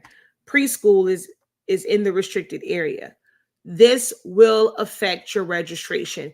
You cannot just go like, okay, well, it's inside of it. No, nothing can be in that area. If you are able to move that one element up, down, around, flip it, reverse it, rub it down, do so. But it cannot be in that area. If you're doing a sticker sheet for someone, you want it to look as professional as possible, then you're just simply going to delete this one or do something where you can kind of, rearrange the sizing. But here you would bring it down. And of course, like with this one, you can just basically resize it, rearrange everything because at this size, they will fit. So if I bring that down, that can stay there. If I bring all of these up to where this is now, just in that simple change, we're now good with this. The only issue is like right here, his hand is outside of the registration mark or the cut area. It will not cut with the machine. You would just have to cut that manually. All right. If you have a wide format printer, you can take your insets and push them out and give yourself more height and width to be able to fit more things on there. If you have a standard margin type printer, you can move the top and both sides, but you cannot really adjust the bottom. That's when you're going to go to advanced and you need to adjust your, I'm going to just set everything else to default. So it's 0.625. You can move all of these out. I think the bottom one, you can probably go to like 0.5, but not too much, can't do too much on that one. But you can adjust it a little bit. Most people don't know about that hidden gem, that you can actually adjust your insets and give yourself more working space for your print and cut. All right, so that's that. Print bleed is not ideal unless something is a solid color. If it is a graphic type design and you do print bleed, it's not going to like just expand it. It does like this little weird thing. And if your cut is off, seeing that weird little squiggly version of your design can be worse than having white. So I do not recommend it. If you want to make sure, like, it's better for you to have a solid color. So put an offset, fill that in with some sort of solid color if you don't want it to be white. But doing print bleed for anything that is not a solid color is really a waste of time. All right. Any questions on print and cut setup?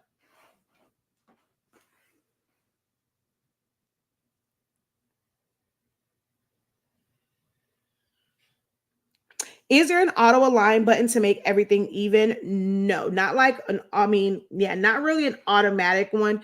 You're just going to have to use the alignment tools. Like no program really kind of has this like button for like auto alignment. You would just have to kind of set things because it's like alignment, there's spacing, there's all these things. So to me, this is the closer you're going to get to like a button. But how does it know how you want it to automatically align? Now there is a fill page one, but then you're going to be limited in like the way that it spaces it out. It's not that great.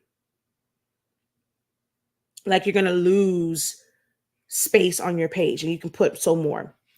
This is so essential. Of course. That's why I actually have a program that's called Essentials of Silhouette Studio. I teach the essential things. Hey, Professor, I was looking for you on TikTok and now you and YouTube. Got to check you everywhere. What are you doing today? We're just going over YouTube and Facebook is my main home. TikTok is more so newer. I know people are following me over there, but that's kind of a newer thing for me. I've been on TikTok. I've been on Facebook and YouTube for 9 years. I'm sorry.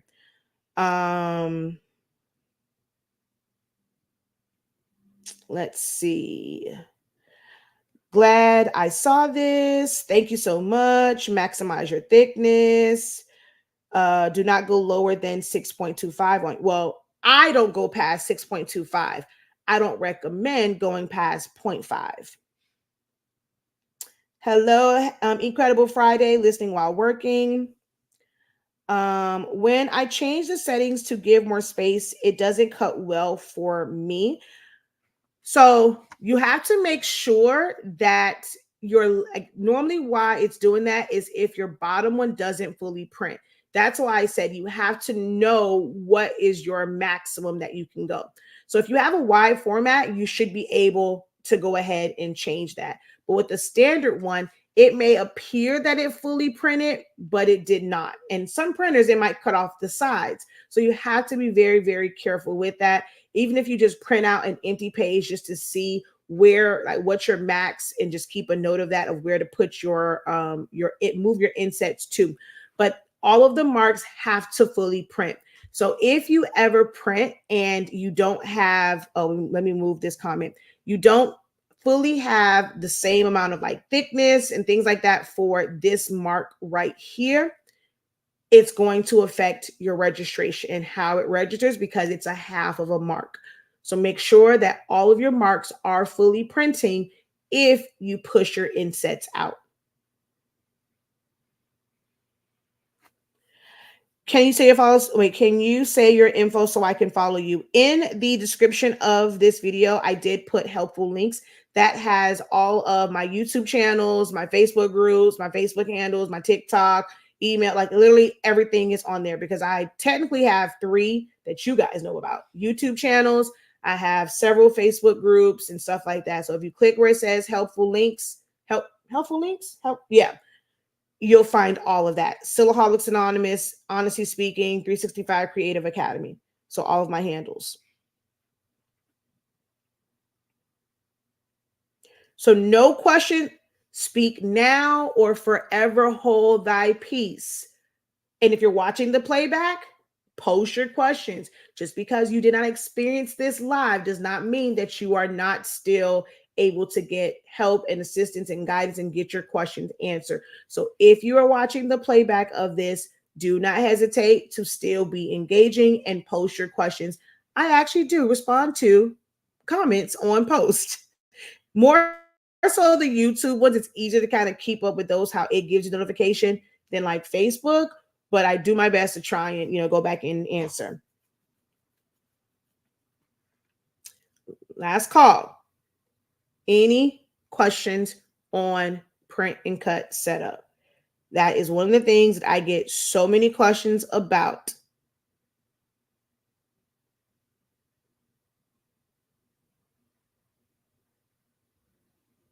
When you brought file over and changed page margin settings, why do wait, so do you mean for print and cut? Why do I change so print margins are different than insets. And if you're looking for help and you're using words like that, someone will talk to you about like where this gray line is. That is your print margin. The insets are something that's totally different. So are you referring to the red line for the inset placement or margins? And you have a question about margins because I never touched my margins. I never changed my page margins. But my print and cut insets, I did. You change the page setup to page size. But I never touch margins. So you're saying here for the page size, why do I change the width and height? It has to match whatever page you're printing to. So if you're doing an 8.5 by 14, you want to put that there. Put it in exactly. If you're doing 11 by 17, you want to put that in exactly so that your registration marks fall in the correct space based off of what you're loading into your printer. But I never touch margins. There's nothing on here for margins here. Only to change your page size. Your margins is going to depend on your printer. Some margins are thicker than others. Like I mainly use a lot of Epson printers. Once you install the drivers, you decrease your margin space and you actually have more paper to work with, where it is 0.125 all the way around. If you're not using the drivers, it's actually about 0.25. Like it's a really thick margin. So that's different. What is media size? Media size is your page size. You don't even have to worry about this. So media size is defaults. Like these are their default settings that they assume that people will use. I don't even go to that in a sense, unless you're going to use like A3, A4, like the ones that's there and you don't know like the exact inches, because as you can see for these, they're not your standard just like whole like type numbers. There's like other numbers behind it. So like an A4 is actually 8.268 by 11.693. Those are very, very specific numbers. So unless you are using those size pages or you know to the exact decimal the paper that you are using, I don't use any of those type papers. I'm normally using your standard ones. I can easily type in 8.5 by 11. I can type in 12 by 18, 13 by 19. I can type in 5 by 7. I can type those things in. So for media size, it's whatever size media, whether it's paper, if it is vinyl, if I am setting up my Roland or I'm setting up like a DTF print, I'm going to just type in like the width. But media size, all of this here from where it says media size down to the height and even transparency. Like, well, I don't even do the not transparent to the height. That's all media size. And that is whatever you want that page to be.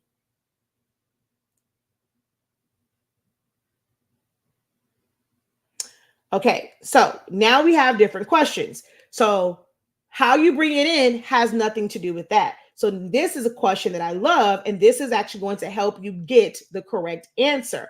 Whenever I bring a file over from Canva, everything changes and it prints too big or too small. So we're about to go over tracing. That actually has nothing to do with your media size. What your media size will say is, this is the size paper that I'm going to print to. This is the size paper that I'm going to cut to. It has no bearing whatsoever on the actual design that you bring in.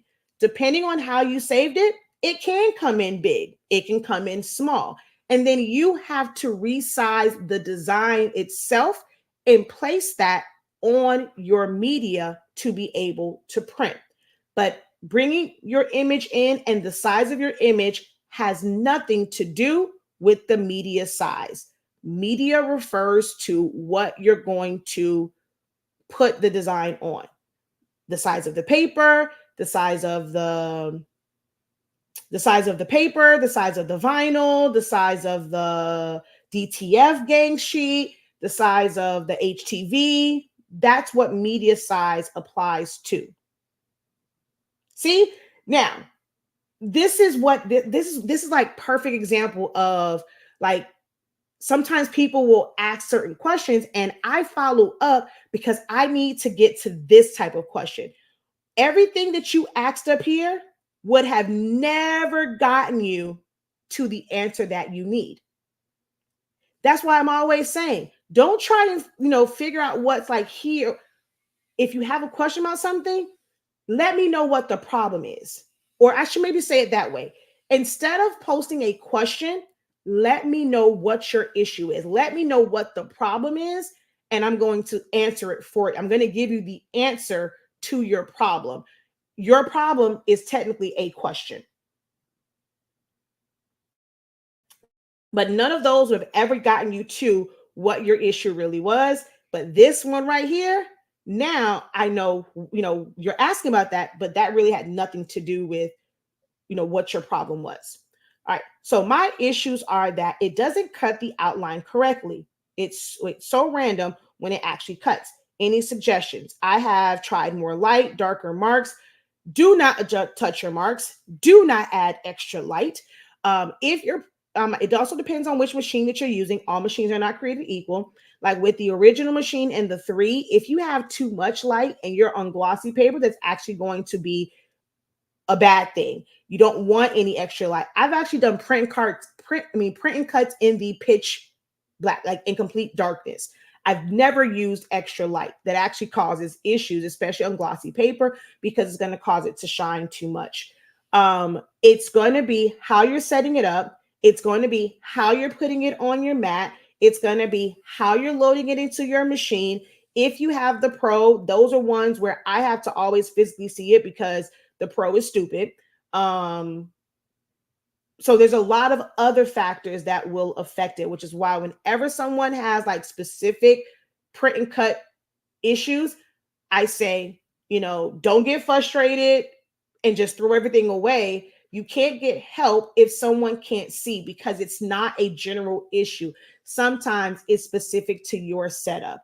So if you ever have a print and cut, if you have a mess up, before you get frustrated and just chuck it all, take a screenshot of how it's set up on your screen, like your full screen. Because what if you don't have your mat on? Some people will do print and cuts and they do not have a mat on. So when they go and put it on a mat and they load it, it's not going to read properly because it's not like you have like where it's looking for the registration marks. It's not going to be there, because just loading media is totally different than loading a mat, and the position of that registration mark will shift. So it's things like that. So it's best for you to take a picture of your design page, like your actual screen, take a screenshot, take a picture with your phone. Do not zoom in. Take a full picture of it. Take pictures of your printout so that all of the registration marks can be seen. Show where you have it at on your mat. Are you using a silhouette mat? Are you using a Cricut mat? Cricut mats are slightly different than silhouette mats, where the sticky area is, where the edge is. So when it registers, even though it might register, it may not cut ideally because they are in different places. I have a video on how to calibrate a non-silhouette mat. I actually recommend calibrating your actual silhouette mats because of the tracking of the machines, and every machine is different. If you've ever noticed when you do things, your mat moves and shifts a little bit. Well, if you do my method and you calibrate your mat, it's accounting for the natural shift that your machine takes. And that way, when you line your print up, it's going like to, how I show in the calibration one, it's going to find that registration mark every single time in the right spot because you have customized your mats to your particular machine. So that's a story of another day though. So it's a lot of factors that can affect it. But first off, you need to see your page, need to see how it printed out, need to see how it's on your mat, and need to see how you're loading it into your machine. Those are going to be your first things. The next, if all of those things check out, it's probably in your cut settings. If your cut settings are dialed up too high and it's digging in too much, you don't know how to adjust your cut settings. If it nicks your mat, you might not be paying attention. It's going to be like a slight, like it's going to be off just a little bit. Once it is off and it snags something, it now knocks off the whole trajectory. Like it knocks the course off of how that blade is supposed to move. That slight delay is now going to affect everything after that. And in everything after that point, it's going to be off. So you have to dial in the perfect setting for the material that you are using and make sure that you're not digging into it. It can also be the age of your blade. It can be the age of your mat. It can be the age of your cutting strip. There's not one thing that will cause something to be messed up. For every person, it can be a different component. Hopefully that makes sense.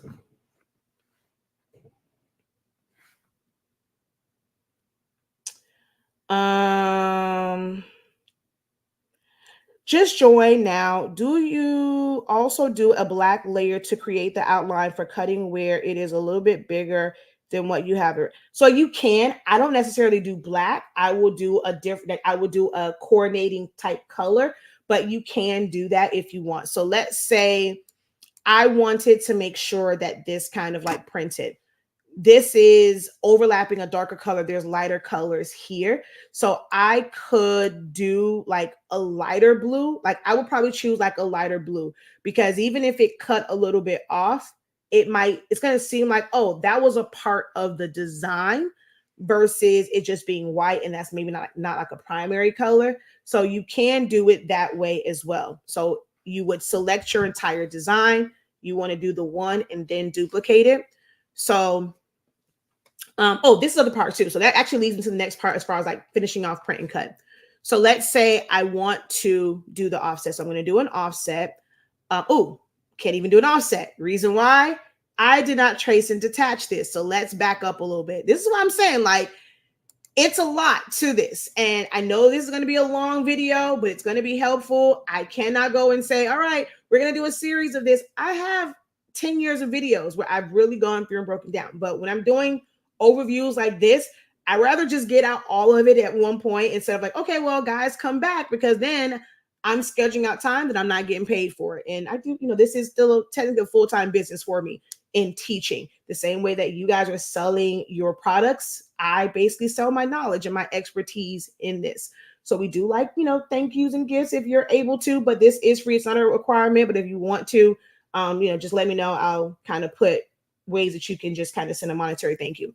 But let's go back. So I did say in the beginning, like I went and I had all of these. One of the biggest things for many when it comes to Silhouette Studio is learning the art of tracing. That is going to be really, really important. So like with this one, if I go and just do an offset, it's just going to give me a box because I have not contoured to the outline of the bluey. If I double click, I see 4 edit points. So if I do an offset, it's just going to offset that box. If I put a line color on this, it just shows a box. So an offset will be just on that. So we have to do what's called a trace and detach so that we have the exact size of this image. It's contoured. And when we do, like if you're going to do a print and cut, it's going to go around it. And when we do an offset, it's going to be to the contour of it. So let's go in here. Let's delete all of these. And I'm going to turn the line color off. So we are now at 2 hours. So at hour 2, so 2 hours, we're going to go over tracing. Okay. And then we're going to come back to print and cut real quick. But at 2 hours is where we're going to do tracing.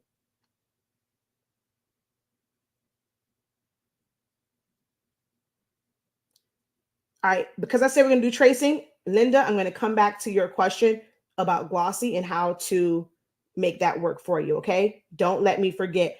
If I kind of go to rambling and I forget, remind me, Linda, if you're still here. Okay. Because I know this is long. If you got to go, I understand. But hopefully I remember. If not, somebody remember me. Talk about glossy hack. So somebody put at some point, not now, because I'm going to get distracted, but at some point put hashtag glossy hack so that I remember to go over that. Okay. All right. So let's go over tracing. 2 hours in, we're going to go over tracing. All right. Your trace window is here. It looks like, to me, a butterfly. Some people say it looks like a piece of toast with jam on it. But when you hover your mouse, it says open the trace panel. You have several trace options. You have a regular trace, a trace outer edge, and trace and detach. Tracing is something when you want to be able to refill it in with color, basically create a vector, or as you guys like to call an SVG, although it's not really an SVG. SVG is the file format, but you're creating a vector duplication of something. The way Bluey is, you would never be able to use your traditional trace on Bluey because there's no separation between the color. So you would do a trace and detach on this, or you can do a trace outer edge and then do a crop. Or if you just wanted his silhouette, you would just do a trace outer edge. So there's a full breakdown of what each of the traces are. But for this, we want to do trace and detach. Trace and detach will search the outer edges. It will not do anything on the inside. So if there's any like inner cavities or like inner spaces, white spaces, clear spaces, it won't detach those. So you're going to do, it's going to just go around the edge and it will basically do the trace outer edge and crop all at the same time. So it's going to trace that and it's going to make it where it's going to detach it from it. And then you can remove that outside part. Okay. So I'm going to just duplicate this. Select trace area. You have to do that first. And then you're going to get this little crosshair. With that crosshair, you're going to left click on your mouse, make a box around what you want to trace. So that is selecting trace area. So as you can see here, the colors are not all filled in. This is where your threshold. Now I have a full detailed, session in my class about threshold. There's a lot to the threshold, guys. I cannot just break down and explain it all. My class to teach this, I teach it over the course of 30 days straight. The teaching part is about 25 days. And each of those sessions range anywhere from 1 hour to 4 hours. That training is over 40 hours. We're not trying to sit here for 40 hours, right? And that's just going over the essentials, the basics, the fundamentals. And then after the 30 days, we did like a 13-week refresher. We have another one coming up, but it's also taught over 13 weeks. And in the 13 weeks, I had to mesh other things, like multiple lessons together. And each one of those lessons was 2 to 3 hours. So it's a lot to really get a full understanding. One video, one or two, I'm not going to just do one. I spoke with someone, for a particular group, and I'm seeing a lot of questions there. They've given me the green light. So I'll do a couple of different things.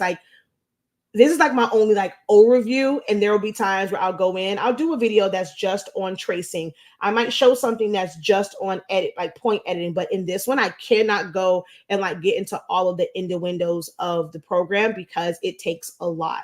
All right, but I have this whole breakdown that explains how tracing works so that when you are tracing your own image, you understand what adjustments you have to make.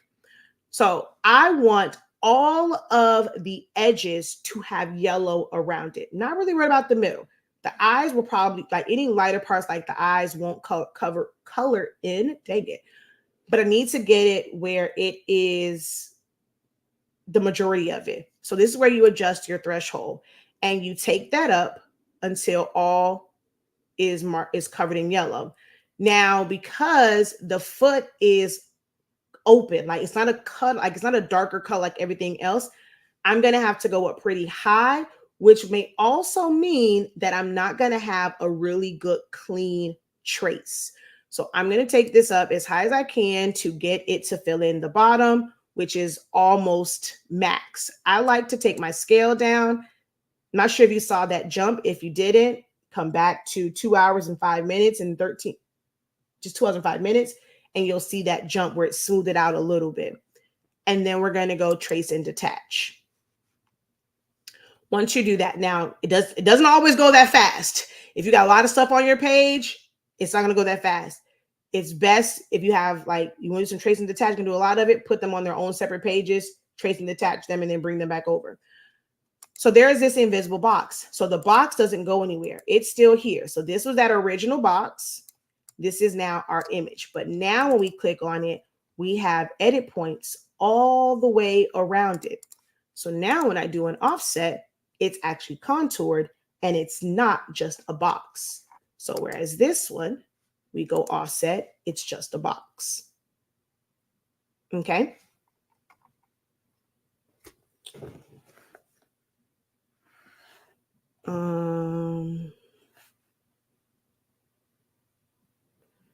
Let's see.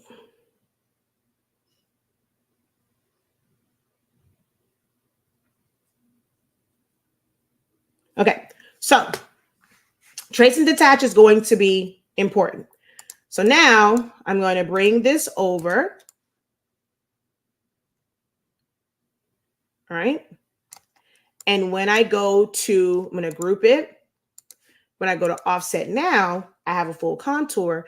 I'm going to make this a little bit smaller because I don't need it to be that big to take up, so much space. It just depends on how off your machine cuts. So let's just say, okay, we go here. I'm going to hit apply. I'm just going to choose a lighter color. You can sample colors from within your design. So we're going to go here. We're going to go to the eyedropper. And let's just say I sampled this lighter blue. All right. I did not notice that this was here. This was left. This is where point editing. So like now, man, this is like a perfect masterclass because what it's naturally doing without me knowing is demonstrating why it's important to learn the whys and not just the hows of a program, and just understanding like design stuff. Because even though I was like talking about tracing and not print and cut, I have to now jump into point editing because there is this little piece that's right here. No amount of tracing will get rid of that because the colors are too close to other colors in the design, and there's no way to kind of like isolate that part. So here is where you now have to understand point editing to get rid of that little part right there. I'm going to throw some line color on this, and you can see where it's here and then it comes out, right? So we're going to double click. Oh, we have to ungroup it. We're going to double click, and we now have an outline. I mean, we have our edit points. So I'm going to just take this one and bring it in a little bit more. So right here, to get rid of that part, I'm going to actually anchor, which means I'm going to put a point here so that it doesn't move too much, and it doesn't affect the curve. I'm going to take this one, pull it to right here. I'm going to make it a curve, not curve. I'm going to make it I can't really see my handle. I'm just going to make it a smooth, and so I can see my handle more, and then corner. I just had to push it out. So I now have two handles. So this is the white is the point, the blue is the handle. So now I can push and pull this handle to get it to move to the, closer to the design. And then on this one, I can move this handle to ensure that it stays curved.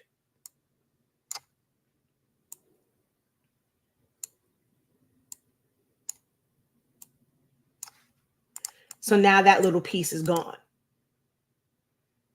And that's also how you can clean up images. Like, see, like right here, a lot of the times you guys are thinking that the print and cut is off, when in fact, you actually have white around your image. Your trace was not contoured to all of the like colored pixels of your design. This is because of, the quality of it, how it traced and detached. Did you take your threshold up too much? Does it have a lot of, like, is it a lot of lighter colors that you had to pick up on the edge to where it picked up on like the feathered off pixels? There's a lot of factors that's going to come into play with how it traces. So where you're thinking, okay, it's close to it, especially if you don't put like an outline to kind of at least visualize it and see. When you're printing to white paper, what you are actually going to get, I'm going to go copy. I'm going to make this white. I'm going to paste in front and remove my line color. So where you think that you're getting white and your print and cut is off, your print and cut might actually be perfect, but your trace was not perfect. So what you're getting and what you're seeing is where the trace line actually was. But when you're looking at it just on your design page, because it was a PNG and that area is transparent, you're not really seeing that, that you're going to have white there because it's transparent. But we are printing onto white paper. So once it actually cuts, you're going to see that white paper or that white vinyl or that white sticker sheet. You're going to see that. And you can either really learn how to, actually, you know what? So dang it, man, I love, if y'all can't tell, I love teaching this. And I hate when my brain kind of goes, it's like, man, I think they really need to know this. But then I'm like, it's like making the video longer. But I got to show you this. I got to show you. So if you would just bear with me, I'm going to show just a little tip. So I'm going to take a rectangle and I'm going to put it inside here. And I'm going to make that this darker color here. And I'm going to have it come right to the, like, go past the blue, come to about there, and turn off my line color. Okay. And turn off my line color. So now I'm going to go back to trace, select trace area, place my box. And I'm going to take, oh, I didn't mean to zoom out like that. I need to see the bottom. I'm going to take my threshold up to only about there, whereas before I had to go up really, really high. So I'm only going to go here. I'm not worried about filling it in. Last time I was up to like, what, 90 something. I'm only at 78. And I'm going to go trace and detach. All right. And I'm going to remove. Look at how much. You see how you can see some color specks? That is going to be perfect, right? That little area that I had to use the edit points on, it's now a part of the part that was removed. So I don't have to go in there and do all those little adjustments. I can now move this. It's right to the bottom of it. When I go and I'm going to add my line. I'm going to add my line color to him. And look at how much closer it is to his hands, going right into the corners. Now, some areas, it kind of still picked up on. I just kind of go in here, or I'll just have to come in and just do slight adjustments. Like I might take his entire hand and then just bring it down some, just so that it's right into the corners. But the biggest difference is going to be, we're going to copy, we're going to fill him in with white, paste in front, and remove my line color. So this is showing me that there are some areas that I could still, I do need some, I still need to kind of go in some where, like, let's see, like here. And this is for me, when I really, really want it to be spot on, I take the time to do these adjustments, which is why I charge a design fee no matter what, because I may have to go in and make adjustments so that it's perfect. I charge design fees. So let's say I'm going to just move this, delete, add my line color.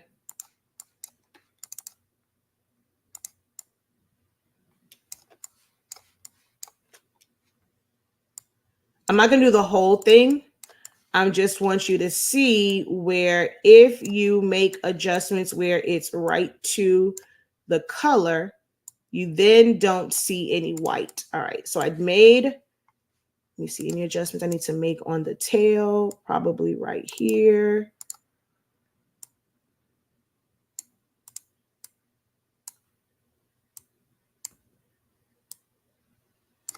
Oh, definitely right here.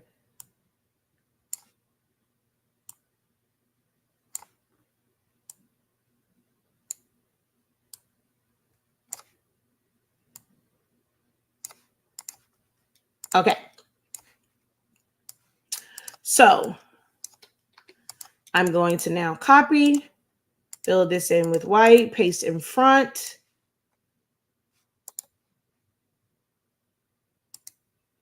Huh? Okay, wait, undo. Copy, fill with white, paste in front, no line color. So if I do that and I don't see any white, and I go to print and cut and I see white, that's how I know that something is off with like my print and cut settings or whatever, because the design, my cut line is actually set to not show any white. So here it would still be, you know, not so bad. It won't be so much white. Like right here, I would have white because it's not contoured to that area. I would have to move my edit points down to not have white showing. Makes sense? You guys like, is it making sense? A little bit more sense now? Maybe now you won't blame yourself so much, not want to throw your machine out the window because you think that it's just always doing white. It's not the machine. Sometimes it can be the way that it was designed or the way that it was traced.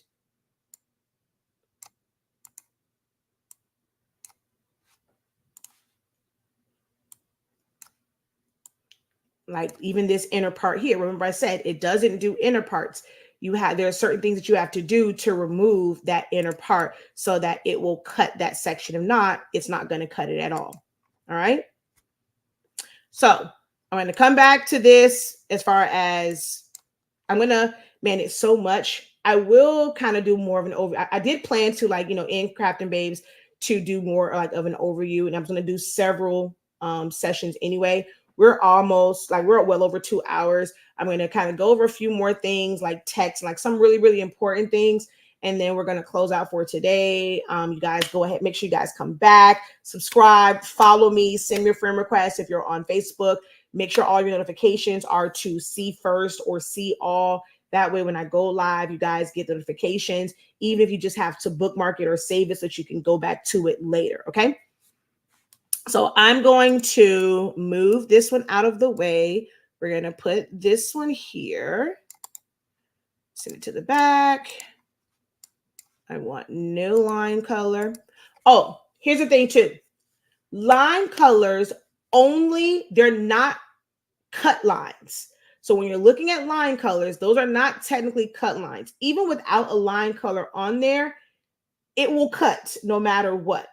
When I'm filling things in with color, I turn the line colors off. I do not make my line colors the color of like the text, excuse me, because it's going to appear thicker than it really is. And then when it cuts and it's like, wait, why is it so thin? It looks thicker on screen. Also, when it's a color, it can change. Like if it's a, like you use red, it changes the way that it looks. And you print out like, wait a minute, something's wrong with this. But those colors were affecting like how it really looked. So I always turn line colors off. They're not cut lines. It's still going to cut. When you go to send, you're going to see cut lines. So it does not matter for color unless you're going to cut by color. As long as on your lines, if this says 0, it will not print. Now, if you save it as a JPEG, you save it as a PDF, you save it as a PNG, and that color is there, it will save it. But as far as just you going from here and just setting it to print, if it's a 0, it will not print. That's for anything, not just print and cut. You can have line colors on there. As long as it's set to 0, it will not cut. The moment you add thickness to it, that means that this is something that you want to be seen. You want it to show. You want it to print. That will print. But at 0, you can leave it there. And you don't have to go through this whole thing of like turning off all of your colors if you forgot. Like you don't have to stress over it. All right. But I normally just turn my line colors off. And I'm going to group this together. I'm going to put my offset around it. I'm going to fill that in with color by sampling a lighter color from the design. I like to turn my line color off. Okay. Now I'm going to go to send. I have several cut lines on here. I have the outline, I have bluey, I have the words. I'm going to select everything and tell it to cut edge. It's going to go to the outside edge. Remember, I only group together bluey and graduation. If your offset is just for print and cut purposes as a bleed, do not group it together until after you do these settings. I'm going to click off. I'm going to click on just the outline and I'm going to say no cut. That will turn to no line on it. And the middle part, it won't default back to where it's going to cut everything. It's going to default to cut edge because I'm about to eliminate the outside. Now it's jumped to, well, hold on, let me go to this one again. No cut. And it's supposed to jump. Hold on. Did I group it? No. Okay, wait. I might be clicking on the wrong thing. I got to probably zoom in. All right, let's click on the whole thing, cut edge. And I'm going to zoom in to just my outline and go no cut. There we go. So it jumped to the inside and it's going to do just the edges of that, right? Once we have this set up to where that is going to be where it cuts. Now, my C, my H, my L, my P, my G, my R, my A, T, I, O, N, those are all going to be separate. So this wouldn't necessarily be like a sticker. You would need that offset to keep it all together around it. But if you're doing like maybe like for printable for like a, what's the word I'm looking for? Golly, a shirt, or you're going to use transfer tape to put it onto your cup and you want it to be loose, you're good. But if you're trying to do it all as one, you're going to need that offset around it. So this will cut all of those edges, right? Now we're going to go back to design. We're going to group it together and then make our duplicates.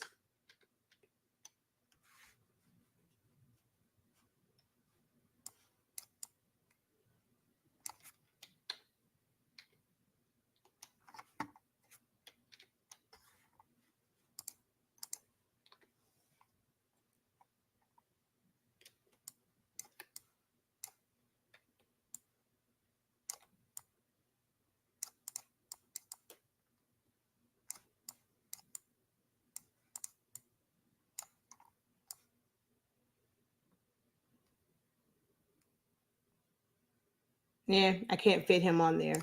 So we're just going to get rid of that one. Okay. Now, when I go back to send, even though I grouped the outline to the rest of the design, it's not going to jump back to the outline because I've already set my cut settings. So my recommendation with print and cut is to set your cut settings before you make duplicates, before you print. So see, it's still going to cut to the inside. So now I know I've done that. I verified it. It's not going to let me see my cut settings because I don't have my Cameo 4 here turned on, and that's Bluetooth and stuff like that. Actually, if I go to my 2, it might show it. So yeah. So if I go to this, even though it's not on, you will then set your blade depth. I personally never use any of the material because they're all stupid settings. I teach about how to know how to set your blade depth and things like that, and your force and your speed and how they coordinate together. But you can change all this, set everything. Once you have it all set up, even if you're going to use the preset settings, once you have it set up, you're then going to print it out, let it print, put it on there, and then you'll just come back to the screen and hit send. But set everything up before you print, because once you print, you cannot take the chance of anything moving. It has to stay in that place. All right.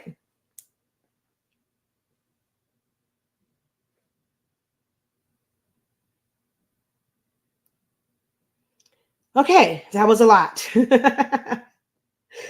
All right, let me just kind of take a breather real quick. I'm going to go through some of these questions because that was a lot. I know it was a lot. Thank you so much. I've been trying to print for 4 days. Okay, glossy. So with glossy, especially on the 3, what you are going to need to do is, so let's say you set your design up, right? If you moved your insets or anything like that, I'm going to, so I moved my insets, right? Where these are maxed out. What you want to do is, before you do the official print, select everything, right? And you're just going to cut it, all right? You're going to print out this page. You can print out even on your, like, whatever paper you're going to print on. You're going to print out this page. It's going to show you exactly where the registration marks are. Now, if you're going to print multiple pages of something, just print this out on regular paper, like as long as it matches, as long as it's a size paper that matches what you're going to print to, or just print out, sacrifice one. But you have to do this not like, if your insets are always going to be maxed out, you don't have to do it because it's going to print in the same spot, but you're going to have to do this and have that reference sheet for every size paper. But you're going to print this out. It's going to show you where those registration marks are, right? And then you're just going to undo to bring everything back, and it's going to stay in place. So do not paste, because that is going to put it in a different spot. Like if you go paste, it will shift it. Well, it's already here, but it will shift it. So you want to undo or you want to paste in front. So once you have that printout, you can either use that as a reference sheet and put it behind it, or put like on a light board. You want to take matte labels or stickers. Get the little cheapy ones from Dollar Tree, Family Dollar, whatever, like just like the little matte white labels. You're going to, you'll be able to save because they're going to last you a long time. You're going to cut them down because you need small pieces. You're going to put that label in the general area of where those marks are going to print. Hopefully you do not have, and like this is also why, you don't want anything in that restrictive area in case you have to do this, because you don't want part of your design to print onto that label and now that part is messed up because it's on the label part. But you're going to put those stickers, matte stickers, in that general area. That way, and you put this on before you print. That's why I said you have to have it, put it behind it. You should be able to see through it and kind of know the general area that you want these to go on. And you're going to just put them in there. Then you're going to put that in your printer and you're going to let it print. Your registration marks are going to print onto the matte sticker so that the light does not reflect and you have all these issues with like the 3, especially the 3. have all these issues with glossy paper. So when you put it on the mat, because that's, it's not going to bounce back light from the optical eye, it's going to actually register. So that is the hack, is to put matte stickers in the areas where your registration marks will print before you print. Put it in there, let it print, your design, your registration marks, and it's going to be 1,000 times better. I guarantee it.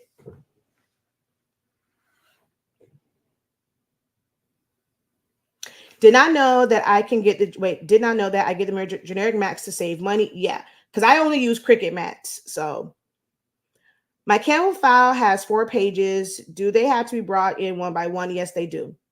Silhouette Studio only opens 1 page at a time. Even if it's a PDF, it only opens up 1 page at a time. You are very welcome. I love what I do. So if you're trying to send stars, it's probably because if you're watching it from like a shared one, it probably won't. You have to actually click on the video and go to it to send. Well, I probably want to see your comment. So I'm not sure why it's not allowing stars. Not sure. I did the same. Now I only use silhouette mats. Yeah, silhouette mats absolutely suck because they're too thin, and if you end up cutting into your mat, you have like all these little shards, and that makes your prints even worse. You want a thicker mat. I never use silhouette mats, except like when I first get them, and like I use them for demonstration purposes for classes, but for my actual projects, I do not use them. Oh, it keeps telling you something is wrong. I don't know. So interesting learning about adjustments. Maybe my print cut isn't as off as I thought. It's the image that I traced that's off. Yep, it can probably be the issue. Hello, incredible greetings. Welcome, welcome. Thank you guys so much you're welcome, and thank you guys so much for watching and engaging. I appreciate the comments. Definitely hit the like button. Now that's a gem. Thanks for sharing. You are very welcome. Hello, hello, hello. All right. So we're now going to go back into a little bit more tracing. So we're at 2 hours and 30 minutes, 31 minutes. We're going to go into some tracing because I brought all of these in because I wanted to talk about those who design in camp. Like, not say talk about. That sounds so wrong. I'm not talking about you. I wanted to help those who design in Canva, or just like talk about something that most people don't know when it comes to why it seems like your sizing is off. Okay. So we're going to go. So if I can put in the comment section, tracing part 2. Tracing part 2. We're going to talk about tracing again, and we're going to close out there unless you guys have specific questions. Well, I'm going to talk about text a little bit, and then I'm going to close out. Okay. I know there's probably going to be questions about compound. Unless it comes up, I'm not going to get into it because we're going to hit 3 hours. I'm going to tell you now, we're going to hit 3 hours. All right. So okay, thank you guys for writing that in there. Got a Facebook one, got a YouTube one. That's all I needed. Tracing part 2. Okay, and we're at 2 hours and 32 minutes. So this is a design that I did. I saved. I think this is the one that came technically from Canva. So when we're looking at this, where's the other one that I want? Not that one. Okay. Yeah, so this one came from Canva because I was doing like some testing and stuff over there, and I saved it because I don't like Silhouette's PNG saving. So I normally take it over to Photoshop, or I was actually doing this in a demonstration, so I took it over to Canva, and I did not adjust like the extra space and stuff like that. But normally I'm doing it like if I want to save it as a PNG, I'm taking it into Photoshop, and there is a tool or option or function. There we go. A function that says to trim, and you trim down any transparent pixels, and it makes the box the exact size of the design. And that's going to be true to size. It's just going to be a box, kind of like this one here, right? So this was designed, it was saved as a JPEG. As you can see, the edge of the white box goes right to the top of his hand, to the bottom of his shoe, to the front of his shoe, to the front of this shoe. And so it is going to be exact. There's no negative space around it. So if I wanted to simply size this, because I'm going to print it, white does not print, so nothing around is going to print. If I wanted to size this to a specific size, I can, and it's going to be that exact size because it is saved properly and saved right to the edges. But a lot of the times you have negative space, extra space around it because it wasn't designed on a page size that matched, the actual image, or the image wasn't sized to go edge to edge, or you're designing in the program that does not allow for you to remove transparent pixels. So you end up with all of them, or you didn't remove the transparent pixels and you end up with all that extra space. So right now this says 1.453 by 1.864. If I were to go in and trace this, so this works great because I can do a trace and detach and I can do a regular trace. So if I wanted to go in and trace this and have it just be a high resolution image, I'm going to take my threshold up to where all of those black areas are masked or covered in yellow. So I'm seeing yellow. Wherever there is yellow at is what is going to be traced. And when you add your own color, you're going to see color in those spaces. So I'm going to hit trace. So it's an exact replica. If I add black and remove the line color, I now have a high resolution, a clearer version of it. If I zoom in on his legs, you can see there's pixels on this part. Okay. Here, it's a clean image. All right. It's a clean image. So tracing will allow that. You're vectorizing it, which means this can be scaled up and not lose any, you won't have any distortion. It's not gonna diminish the quality because it is just filled in with color. It's not made up of pixels. This is a bitmap or rasterized image. It is made up of pixels. But if I look at the size of this, this is 5.649, 5.6. I mean, it says 5.8 because it's like, it probably had like a little bit of extra on it, but for the most part, it's within the same size range, 7.261. This is slightly smaller, 7.256. Now, if I do a trace and detach, so once again, put our box around it, it's going to pick up. I don't have to really do anything to this. I normally scan it just to make sure that there are no open gaps anywhere, because that's a whole other thing. Actually, look, boom, saw one right here in his cap. It's an open gap. So I need to increase my threshold to close that off some. I like to take my scale down, and I'm going to go trace and detach.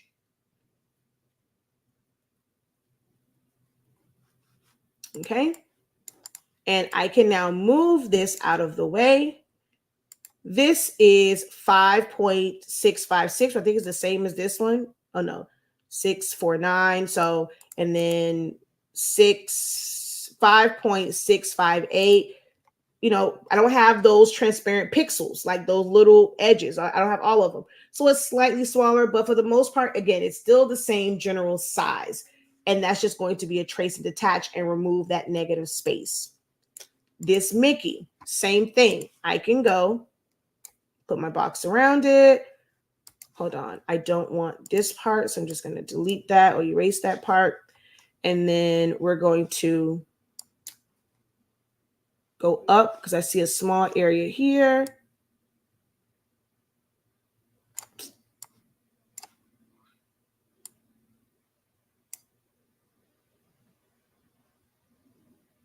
Hello, go up.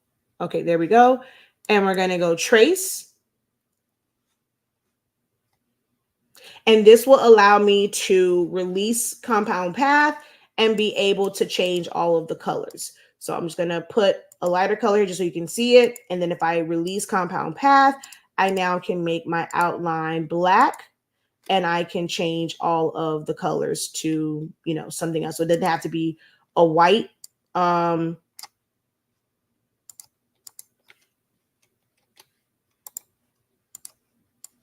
So if I select everything in here, not his face,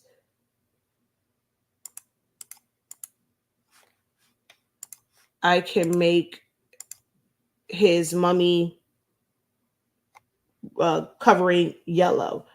Okay, then select all of the other little parts.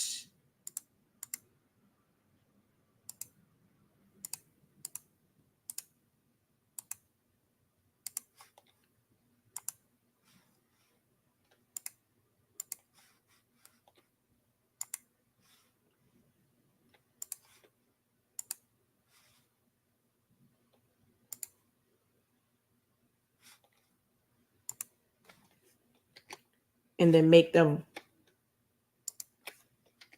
a compound path. All right. And I can make it whatever color I want. And now that it's kind of grouped together or a compound path, oops, wrong thing. I can just click on any part of it and just keep changing the colors. I can change his face. Like all of this right here should technically be his face. Okay. Actually this part too. The nose, I'm going to subtract. Actually, the mouth part too. Ooh, wait, no. Mouth here. Subtract. Tongue. Pink. I was moving too fast, but you kind of get the idea where you can do it like that. So when you want to trace and detach, same thing. You have negative space above, on the side, on the bottom. So if you go and you size this and you're looking at it and you're like, oh man, this said it was 5 by 7, or it said it was 15 by whoever. But then when you go to print it out or go to cut it out, it's smaller. It's because you had, sometimes it's an inch of space, sometimes it's 2 inches, sometimes it's a half an inch. But you have extra space on the top and bottom that will significantly change the size.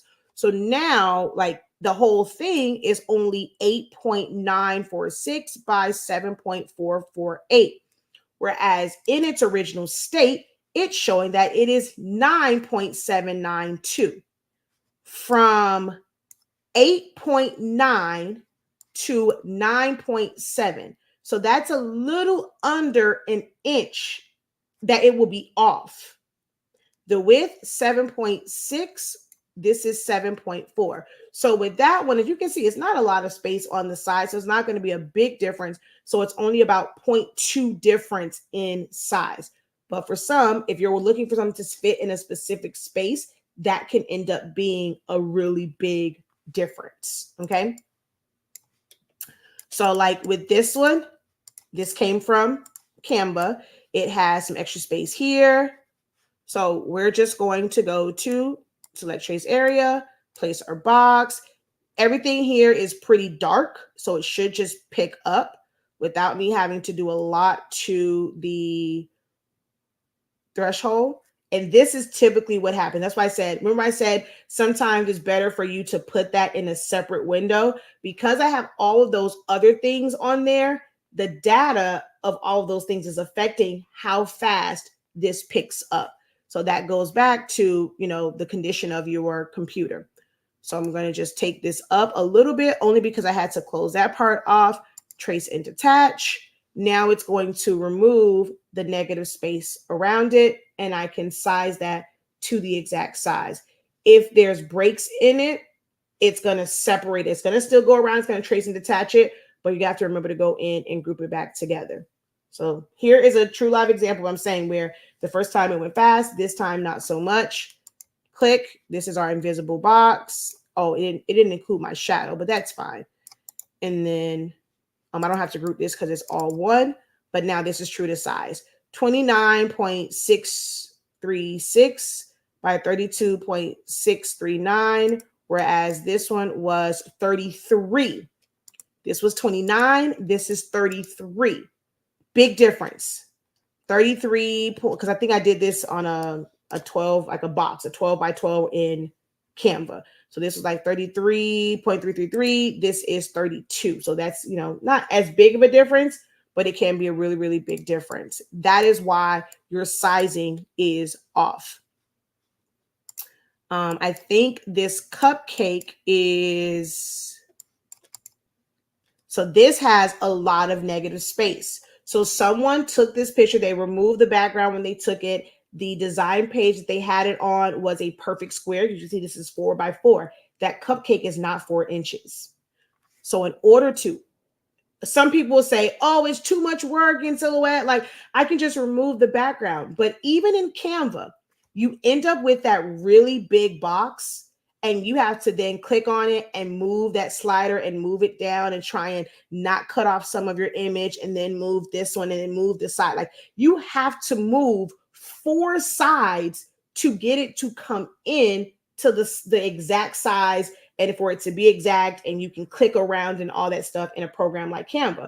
Whereas Silhouette Studio, you go, you put the box around it, you increase your threshold,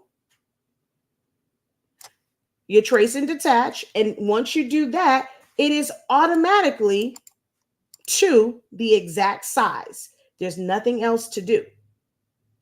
And it's not a 4x4, it was only 2.651 by 2.013, but the original box said 4x4. This is why you guys think that it's printing smaller than what it is, because you're just looking at the numbers on the side, which is the box, but not the actual size of the image. Make sense?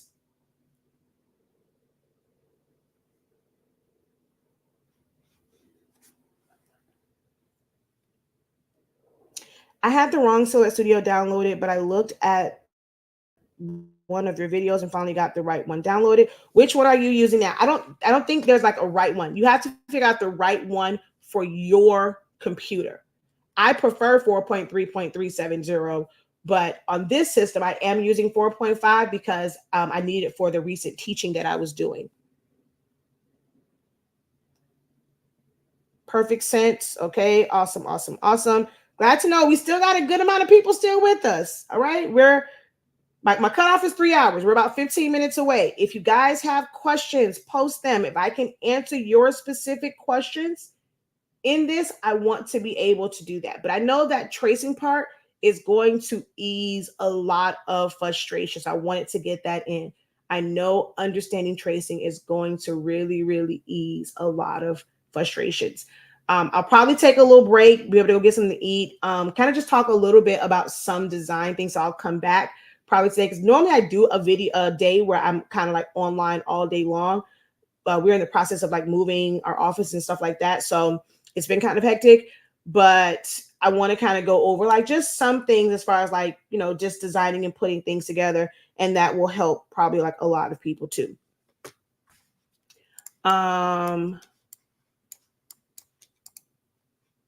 So that has extra space.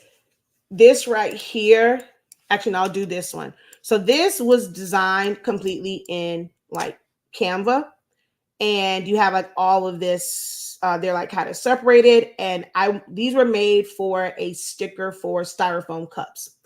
So what we do is, you know, it's designed and there's a little bit of extra space on the top and bottom. It depends on how you set it up in Canva. If your design comes in really small, it's probably because you use some of the presets. You probably use the one that was like for like an Instagram story, Instagram post, which is a small 1.4 inch or 1.3 inch square. And it's going to look great on your computer, like on your phone, your tablet, even on your computer. It might look a certain way, but once it's saved, it's going to come in smaller. And when you blow it up, it's going to be blurry.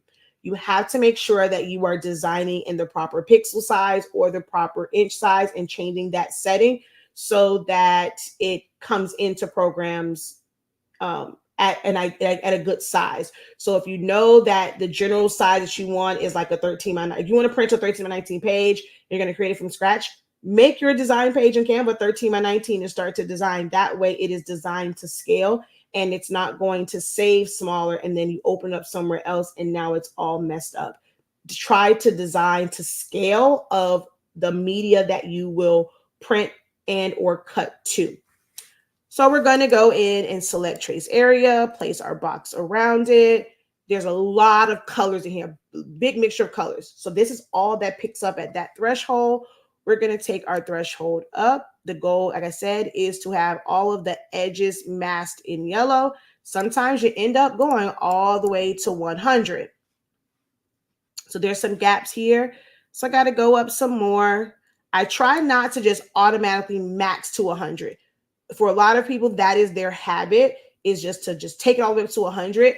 But that's when you're going to pick up on a lot of like little straggly pieces. You're going to pick up on any feathered out pixels along the edges. But if you take your time and get to whatever threshold where all the edges are masked in yellow without anything extra, that is going to be the best setting. So I'm at 95. Now I'm going to use, instead of using my slider, I'm going to use my arrow. And I just come down until I start to see breaks. So I saw a break there and I saw a break there. So I'm just going to take this back up. So 94 is the most ideal setting for this particular image. And I'm going to go trace and detach. It's not going to do anything in the middle section. But for cups, I don't do the inside section. I do what's called a one cut. So I'm not worried about that. I click here, pull this off to the side, okay? And I just delete it. So what I'm left with, oh, I still have a lot of stragglies in here as well. So I know that this is all one. I'm going to hold down shift, click on turns in 6, and I'm going to move that over because there's a bunch of stragglies and they can affect your design, especially if you end up doing subtraction and stuff like that. It can cause major issues. So for me, this was all separated. If I'm doing it as a sticker where I don't want to use transfer tape, I need it to be able to cut as one.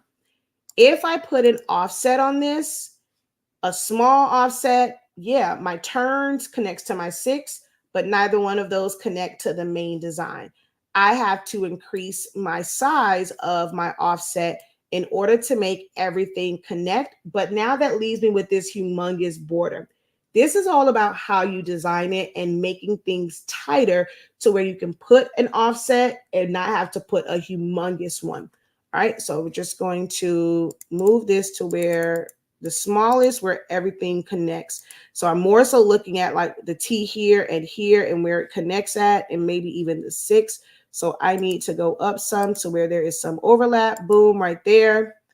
And this is how big that outline would be. Now, if I were to take this and move turns, I'm going to bring it to the front, move that up, let it touch lyric. I'm going to take the 6, bring this closer to boots, bring it closer to the word turns. And we're going to go here. Even if I don't overlap, although I love overlapping, I'm going to then select it all, group it together, put my offset. Oh, wait, cancel. I got to zoom in. I'm going to put my offset. It will default to the last setting, but now I get to go down and just put a small offset because everything is connected. It's connected up there. This is connected. It's going to be one closed path. I can probably even go down a little bit more unless I wanted the S to touch the C, and just make it to where it's all going to be one cut. All right, so I'm going to go there, apply, and I'm going to go Control Shift E, which will release compound path. I'm going to weld it all. Now it's just one cut, no inner pieces, but I don't have this huge outline. So even if it's going to be white, I'm going to put it on white sticker paper. It's not a huge outline around it compared to this. If it's clear, even better, because you don't see that much of like an extra edge. So I know that in the group that prompted me kind of doing this overview, a lot of people are getting into doing the stickers for the styrofoam cups. Some people are putting them like on regular cups. This is how you would do that. So you would set it up, don't even worry about the size. Once you have it all set up, because this is of course way too big for most of them. It's like only like a 4-inch height for the 20-ounce cups. Now that you have it all set up, you're just going to group it and you're going to resize it. And then set up your print and cut, or in my case, I set it up for printing to my Roland BN20. What if something in the, what if it is something in the background and you only want the person and the person only. There is no background remover in Silhouette Studio. This is where I would use things like remove BG, but of course paying for it so that you get a high definition, version, or you can remove that background in Canva and it will pretty much remove the background. And if it's some parts of it that's not fully like or removes too much, you want to kind of bring back in certain areas and then use your edit points. Or you can use your edit points completely. Some things are more complex than others. Henceforth, why I'm glad someone asked. This is why I brought this picture in. So I'm going to end up removing the rest of my living room and just kind of isolating those boxes. If you just give me a moment. You only answering questions about tracing? I need help slicing to be able to print larger image with a smaller printer. So that's a very, very detailed one. I have a video on it. I'm going to be very honest with you. There's two ways it can be done. As a free video, I'm going to show you what is technically the more complicated way. Those who have taken classes with me, they learn the way that I do it and the professor way, which is a lot easier to do. But on free platforms, I'm going to show you what you can do, but I'm not going to give you the keys to the kingdom, and I'm not going to tell you the easier way. You got to pay for the easy way, but I can show you what you can do, to be able to slice it. Okay. I had the 3D downloaded and now I have to think. Oh, okay. So you had the one for Alpha. So you had the 3D printing machine. Yeah. So you have to do Silhouette Studio. All right. So manual tracing is one of my favorite things because I am a pen tool kind of gal. It was one of my favorite things that I learned 26 years ago in my Photoshop class. So edit points are basically the same thing. So if you want to isolate it, you have to do manual edit points. Now you can either go to your polygon and, kind of put some points on it just to kind of start and put them in the general areas. And luckily with this one, it's all kind of straight lines. When it is curves, it's a little bit different. I really don't like to use the polygon or the curve tool. I like to do it kind of like manually. And then now I'm going to fill it in with color, take my transparency down so I can see through it, double click. Well, I don't need to change any of these to curves. So I don't need to do a double. Well, I do need to double click still to get to my edit points. So I'm going to click here and move this. We're going to move that, add a point. I like doing it this way because, we were taught when using a pencil, you have more control. You're telling it exactly where you want it to be at. Sometimes those automatic settings and background removers and things like that, it's not the greatest, so you can end up with your lines feathered out. But for precision, we are taught to use the pen tool for precision marking, and just kind of, because then you'll do it as like a selection, or you can apply your clipping mask to it. Our clipping mask, layer mask. Actually, so right here, the other leg is there. So I'm going to pull that out to there.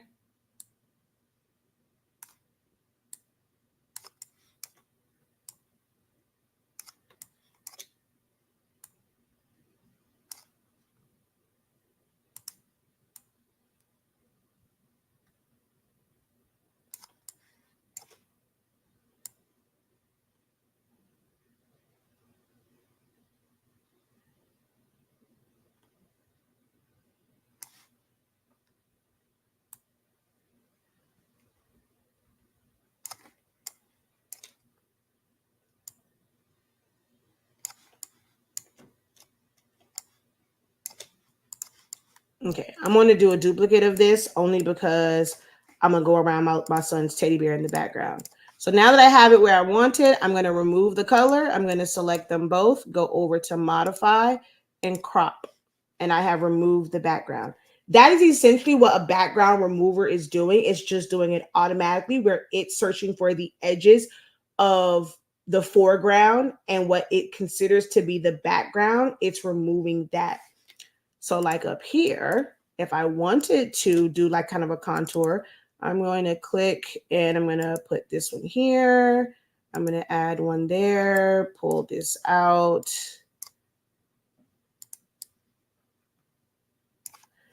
And I'm going to just add a couple of points.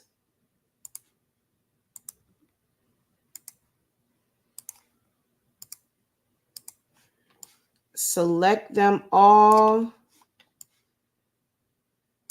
Make them curve, smooth, and then corner. And then same thing here. I just go through that sequence, especially for beginners. And then click off, double click. And now I'll be able to contour around the bear.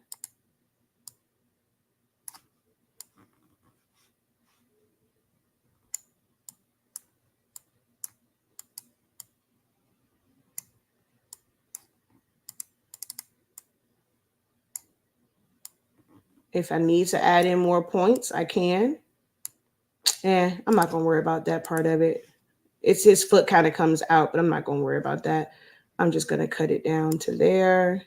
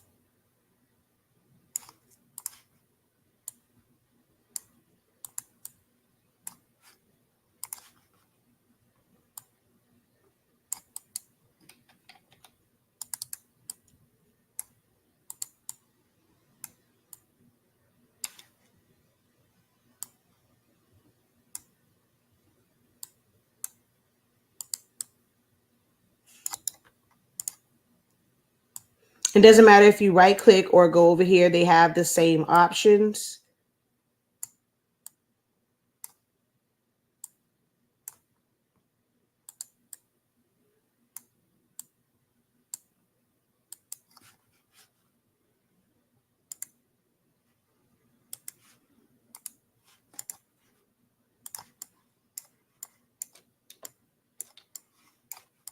So again, remove the color, select it, crop.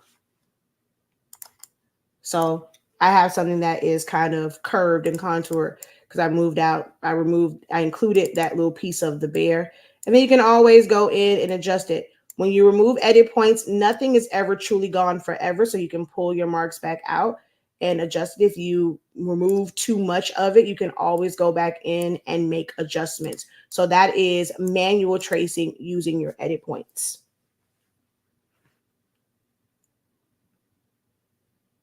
No, to use edit points, you just double click and it brings up your edit points. For the Polygon, it's available. Like I'm in the free version. I'm not. So everything that you just seen me do for the past 3 hours, I have not been in business edition. I intentionally went down to the standard free version. Everything that I am doing is in the free version that everyone has access to.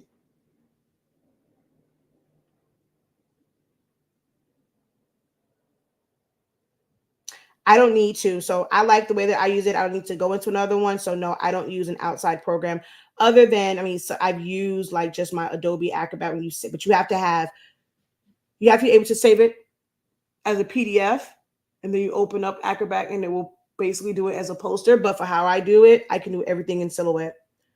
The things you never knew existed in Silhouette. I need to rewatch this a few times. I mean, this is only scratching the surface. This is nothing compared to what you can actually do in Silhouette Studio. All right. Last but not least, only because they asked and like no, so that's gonna be the last question that I kind of do. So let's say, all right. So to break something up, it has to be flattened. So it has to be a PNG or a JPEG, because if you try to slice something that is vector and there's a bunch of layers, when you go to crop it, it's not going to crop properly. Now, you can use the knife tool. So you can use that and it will cut through everything. Just make sure that you do a duplicate as well. Like make sure it's not you have duplicated, okay? It's not the only copy of it. So what you will need to do is know exactly what print size you're using. So let's see.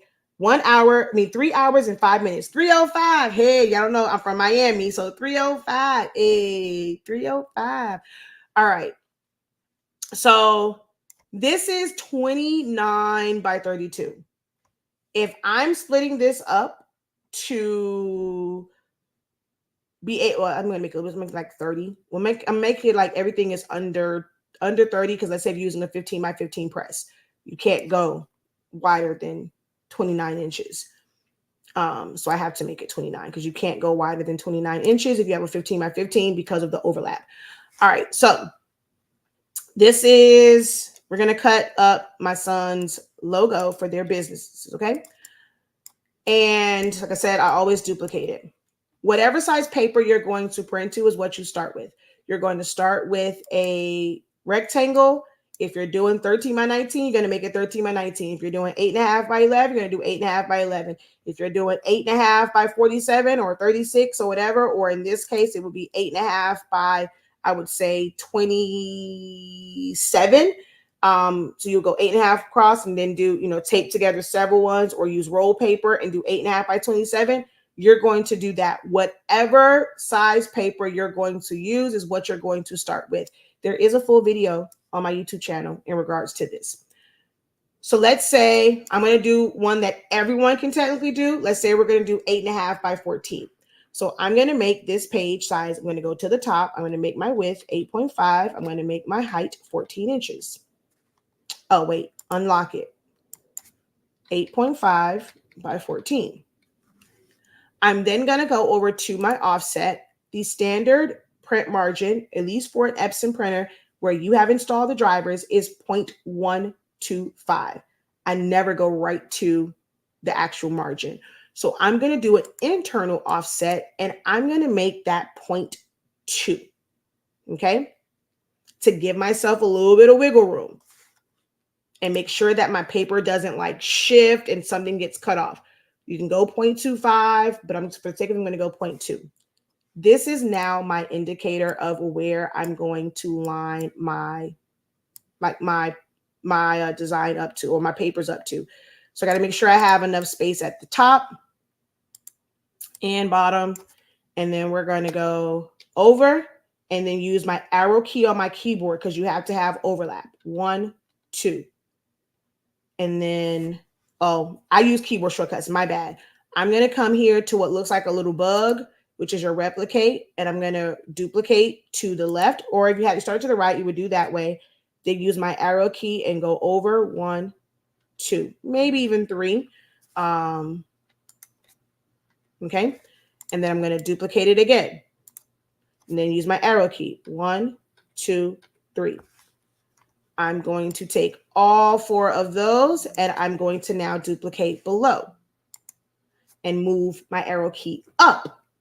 1, 2, 3. So that I actually have overlap when I'm piecing it together. Okay.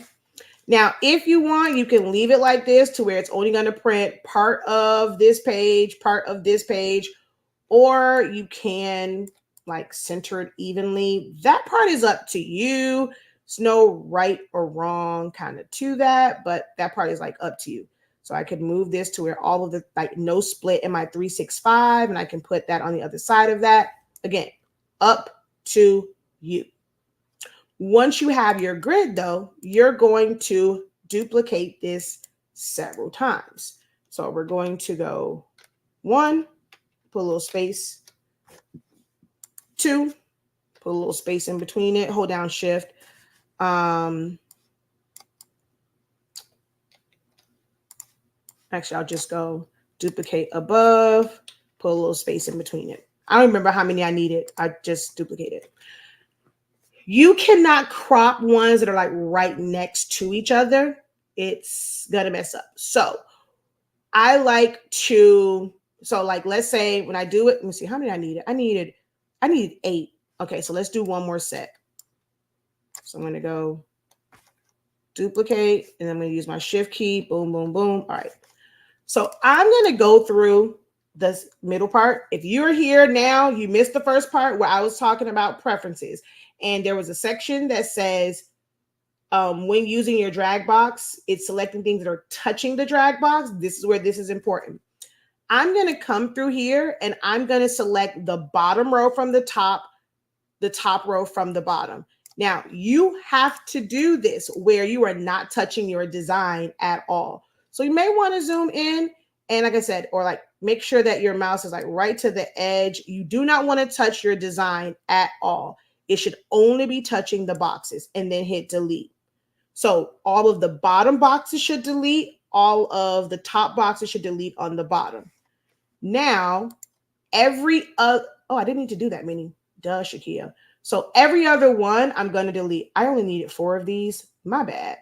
So here and here, I'm going to delete. Then I'm going to delete. Actually, yeah. So then I'm going to delete the first one and then this one and delete. And then same thing here. Inside, outside, delete, outside, inside, delete. So I have 2 at the top. These boxes are not touching. That is very important. You cannot, because remember, we overlap them. They cannot be touching. You have to create these gaps. Then you're going to select the top one and you're going to go crop. Crop. Crop. I said crop. Crop. I now have my 8 sections that I need to print out. So I make sure my design page matches the paper size that I was going to use. I'm going to turn my machine to none because I don't need that. My paper size is going to be 8.5 by 14. And I'm going to take the one section and we're going to, now I think on my video, I do teach a way where you can put them all there and then just send it to the back, but that requires putting a white box, grouping it or whatever, but you can pretty much do these one by one. So take this icon right here is center to page. So center that to the page, print, move it out of the way.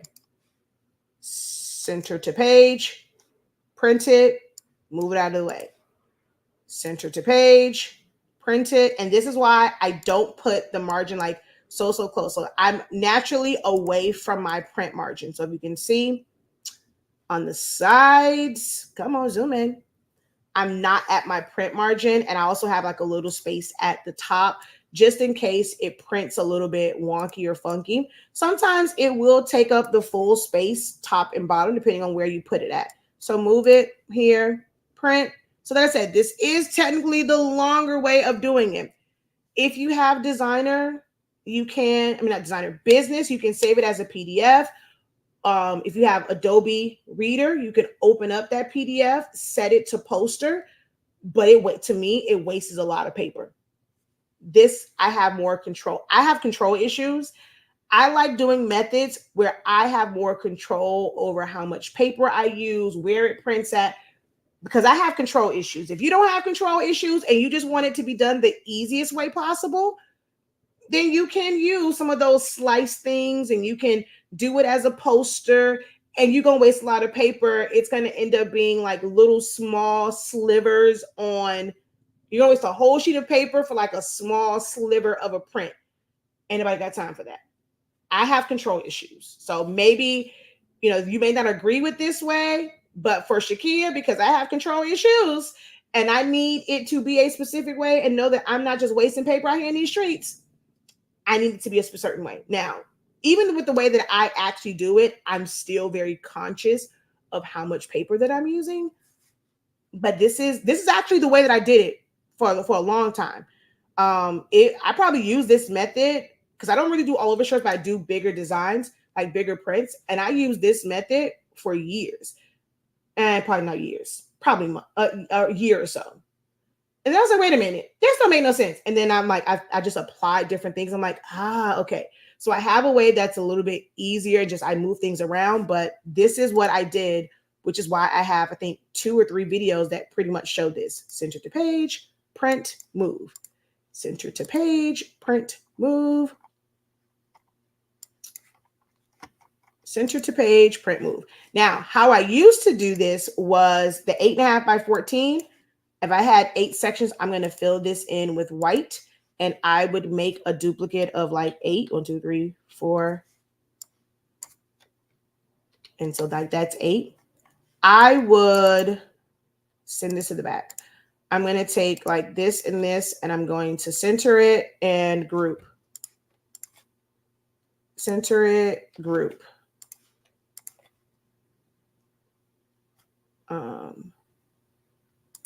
Or another thing that you can do is center it all,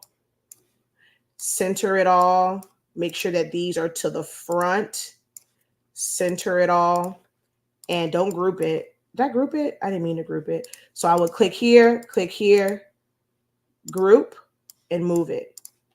And I use keyboard shortcuts, so normally like this would go pretty fast for me.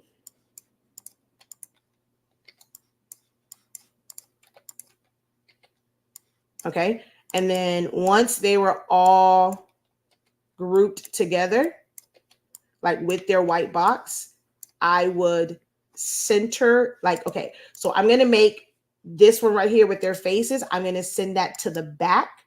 That way I know that was the last one. So I would select them all, center them, actually, and then center to page. So I would go file, print, and then either just send it to the back or just move it off of the screen, right? And then file, print, move it. File, print, move it. File, print, print, print, print. And when I got to this one, I knew that it was the last print. So I've gone through several like ways of doing this.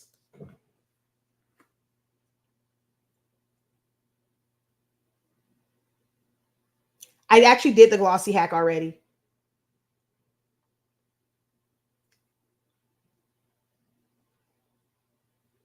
I'm trying to work on creating my own automatic slice template for all over print shirts. So it won't if you're doing Silhouette Studio, you can't. Like if you're using, Photoshop, create, like they added where you have artboards, but you have to create your artboards where they are overlapping and then kind of like, so we have to do your design. And when you go and you save the artboards, it will have them split. But for something like Silhouette Studio, you can't really have like an automatic split or slice. So you would still have to, now you can create the template. So if you want, I've taught that before. So kind of how I had that grid, like for these pieces, you would do all of your paper sizes. So you would make one that's 11 by 17, do your internal offset for 0.2, and then you can set up your grid. So if you were to go duplicate it over, move it back, 1, 2, 3, over, 1, 2, 3, over, 1, 2, 3, over, 1, 2, 3. That's what 1, 2, 3, 4, 5. That should be enough.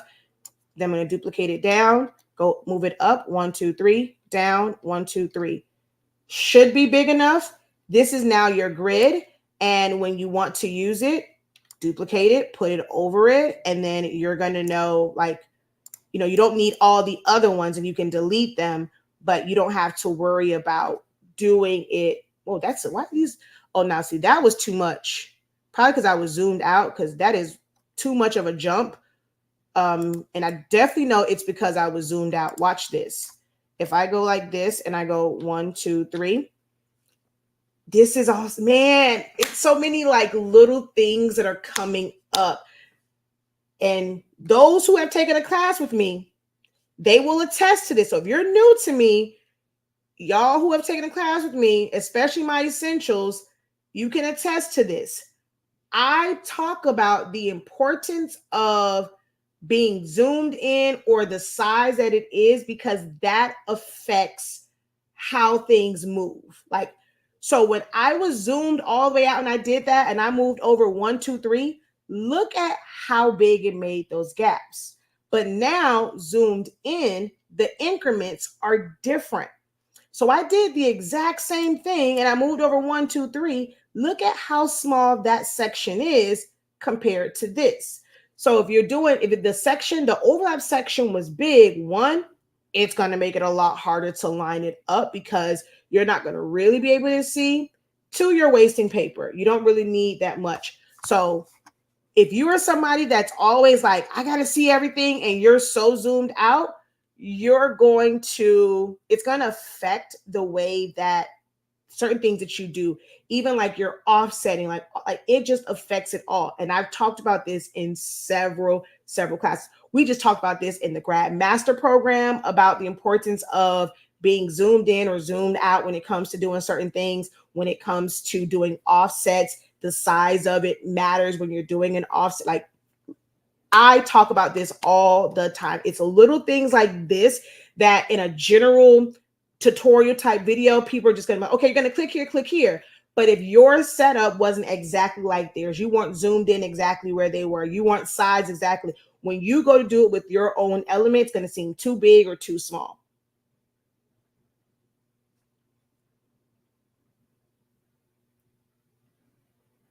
So, but yeah, so that you can set up your grid. That way you can just duplicate it and do like I did there. But something where you can save multiple pages or you can export artboards, you would have to set that. You still have to do the same thing. Where that overlap is, you would have to create it that way, place your design, and then what's on that artboard is what's on there, and then you can split it that way.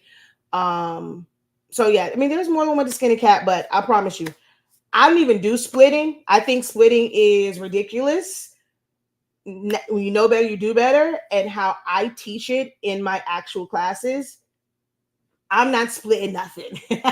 We don't split, okay? We don't split because that takes up a lot of time. We leave our design whole, and there's just a certain way that we do it, in making indicators, and we stick and move. All right, 3 hours and 21 minutes in. I know it's a lot. I didn't get to go over like text design.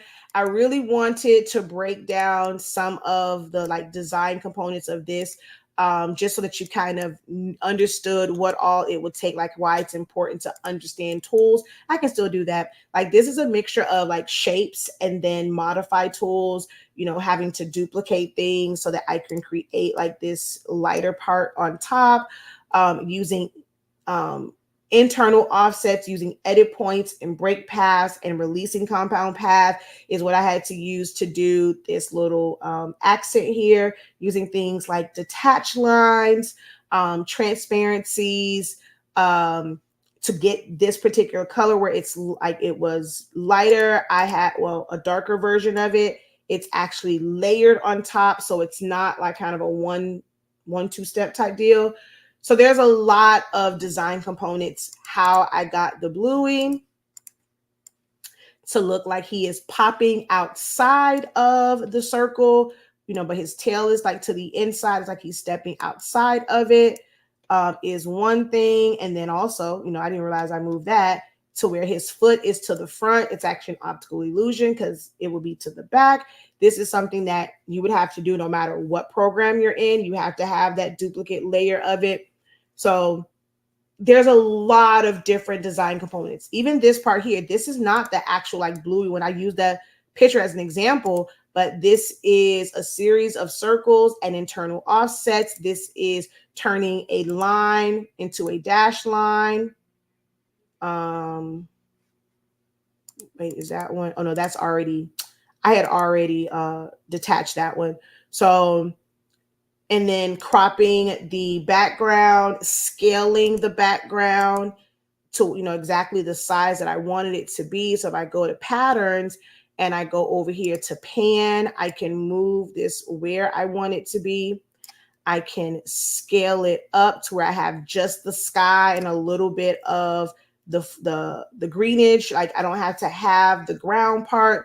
So there's a lot of design components. There's offsets to this, and then you move the offsets to create this this text effect with like the shadows and things like that. A lot, like it's a lot to it, This is like all offsets. This is some cropping. So it's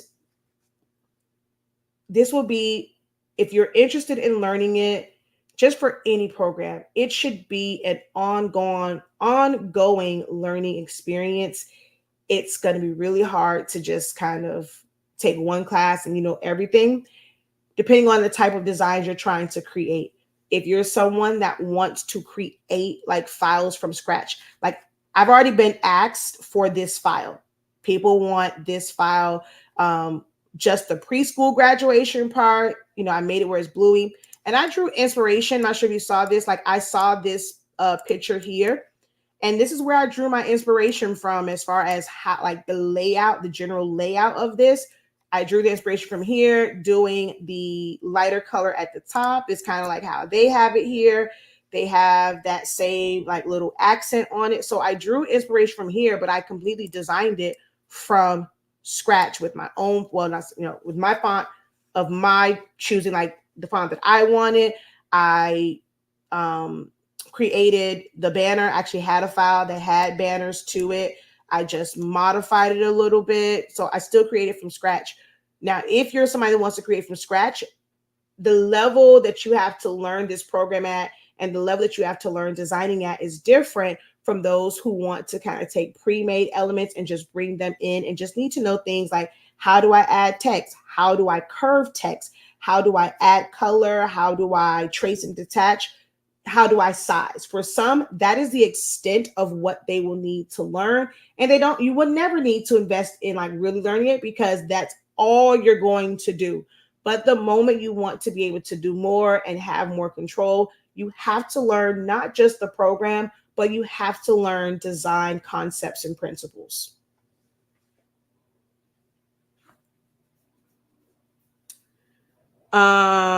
So the class, I talked, and I realized I had more people, and you can tell I love teaching, and it's more about getting information out to you than selling to you, because at one point we had double the amount of people that are on now through all the platforms, and I didn't think to pause and plug my own website. But I'm going to take the opportunity to do that now. So we are the owners of HS Inc. Our website is shop.hsinc365.com. I'm also the creator of Silaholics Anonymous and 365 Creative Academy. That's been a recent change in the name over the past like 3 years or so. 2 years, I think. No, 3 years, because we've had HS Inc. for 4 years, so about 3 years.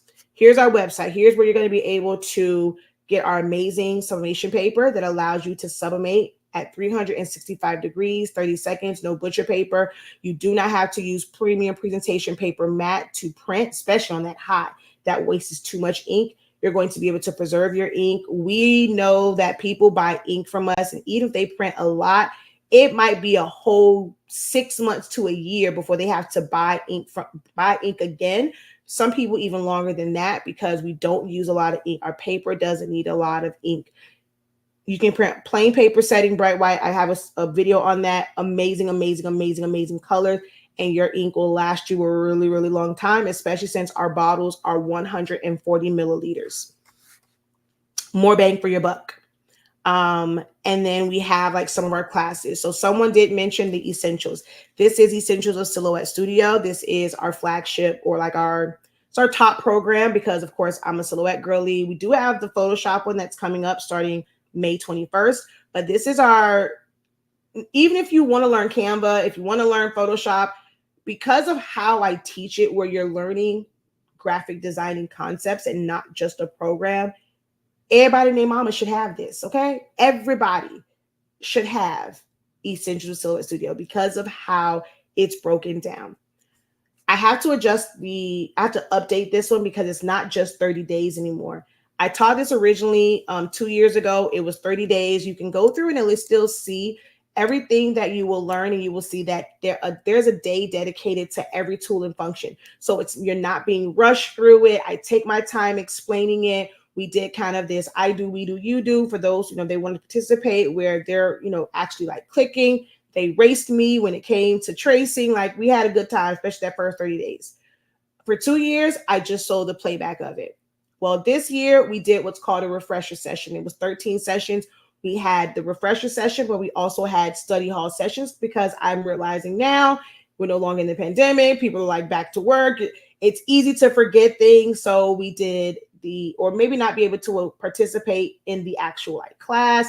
It's so much information. So I just taught, allowed for questions, but then you try it on your own. You come to the study hall session. 13 weeks of that. Twice a week we met for the session and the study hall. We're going to repeat this again, or it was scheduled. It might not be able to take place. We're going to see some things are changing within the business.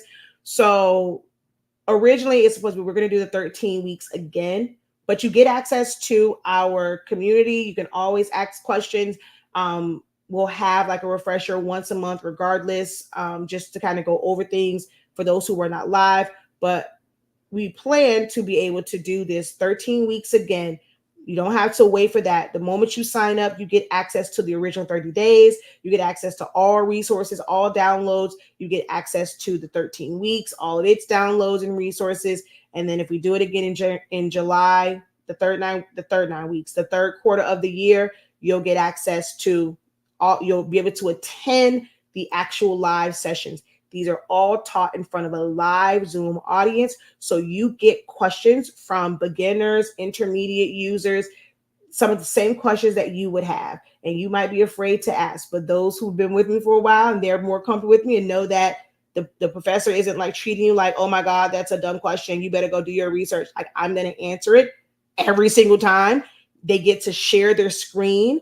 And I can see exactly what they're doing, because it might be something where, hey, the way your screen moves might be different from mine. So when you're able to be a part of the live Zoom experience, you're able to share your screen. Let me see what you're doing, especially doing the study hall sessions. It's an amazing experience.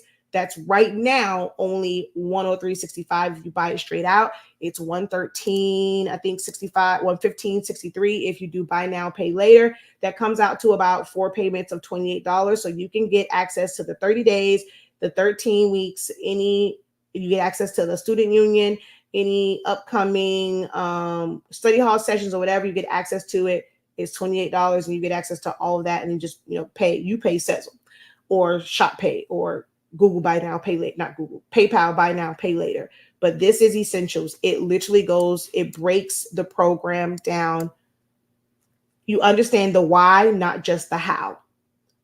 I'm a person that's driven by questions and question after question. And well, why do I do this? How do you do that? Okay, wait, how does that work? When would you use this or over that? Where do you click? Like, I am a questions person.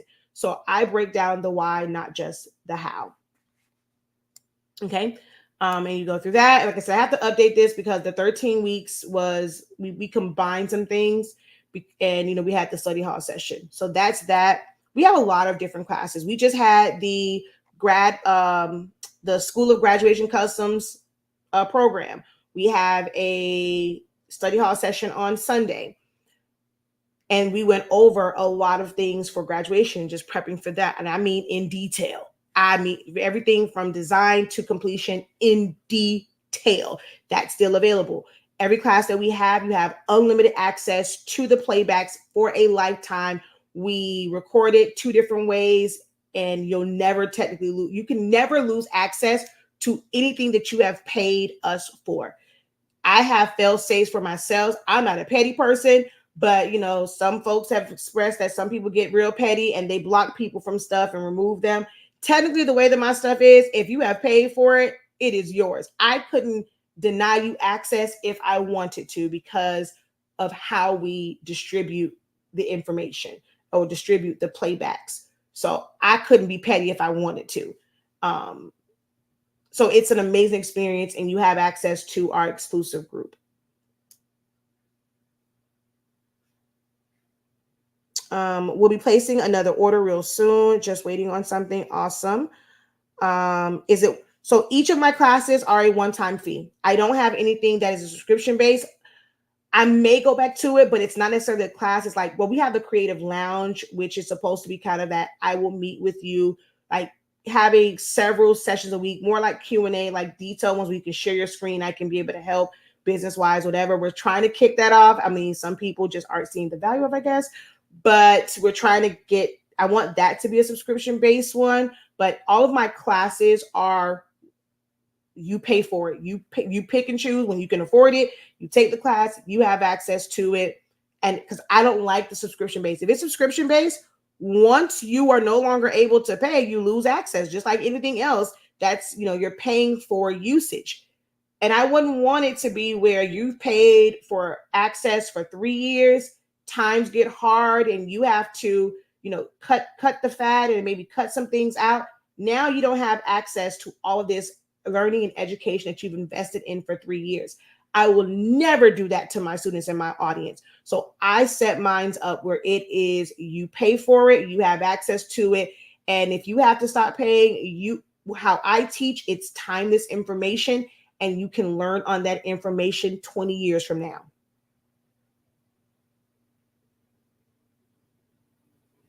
Yay! Thank you for watching from the UK. I like that, Professor. Yeah, you're very welcome. All right. So I'm going to go. I need to eat, but I will be back because I didn't do a live video this week and just kind of breaking down like some design things. I had a post that's out there in another group and they asked some questions. I'm going to basically do a video answering the questions like that they put underneath that post. So I will be live to answer those questions, like those specific questions as well. Until next time, guys, have a great one. Continue to unlock your creativity and be incredible. Peace.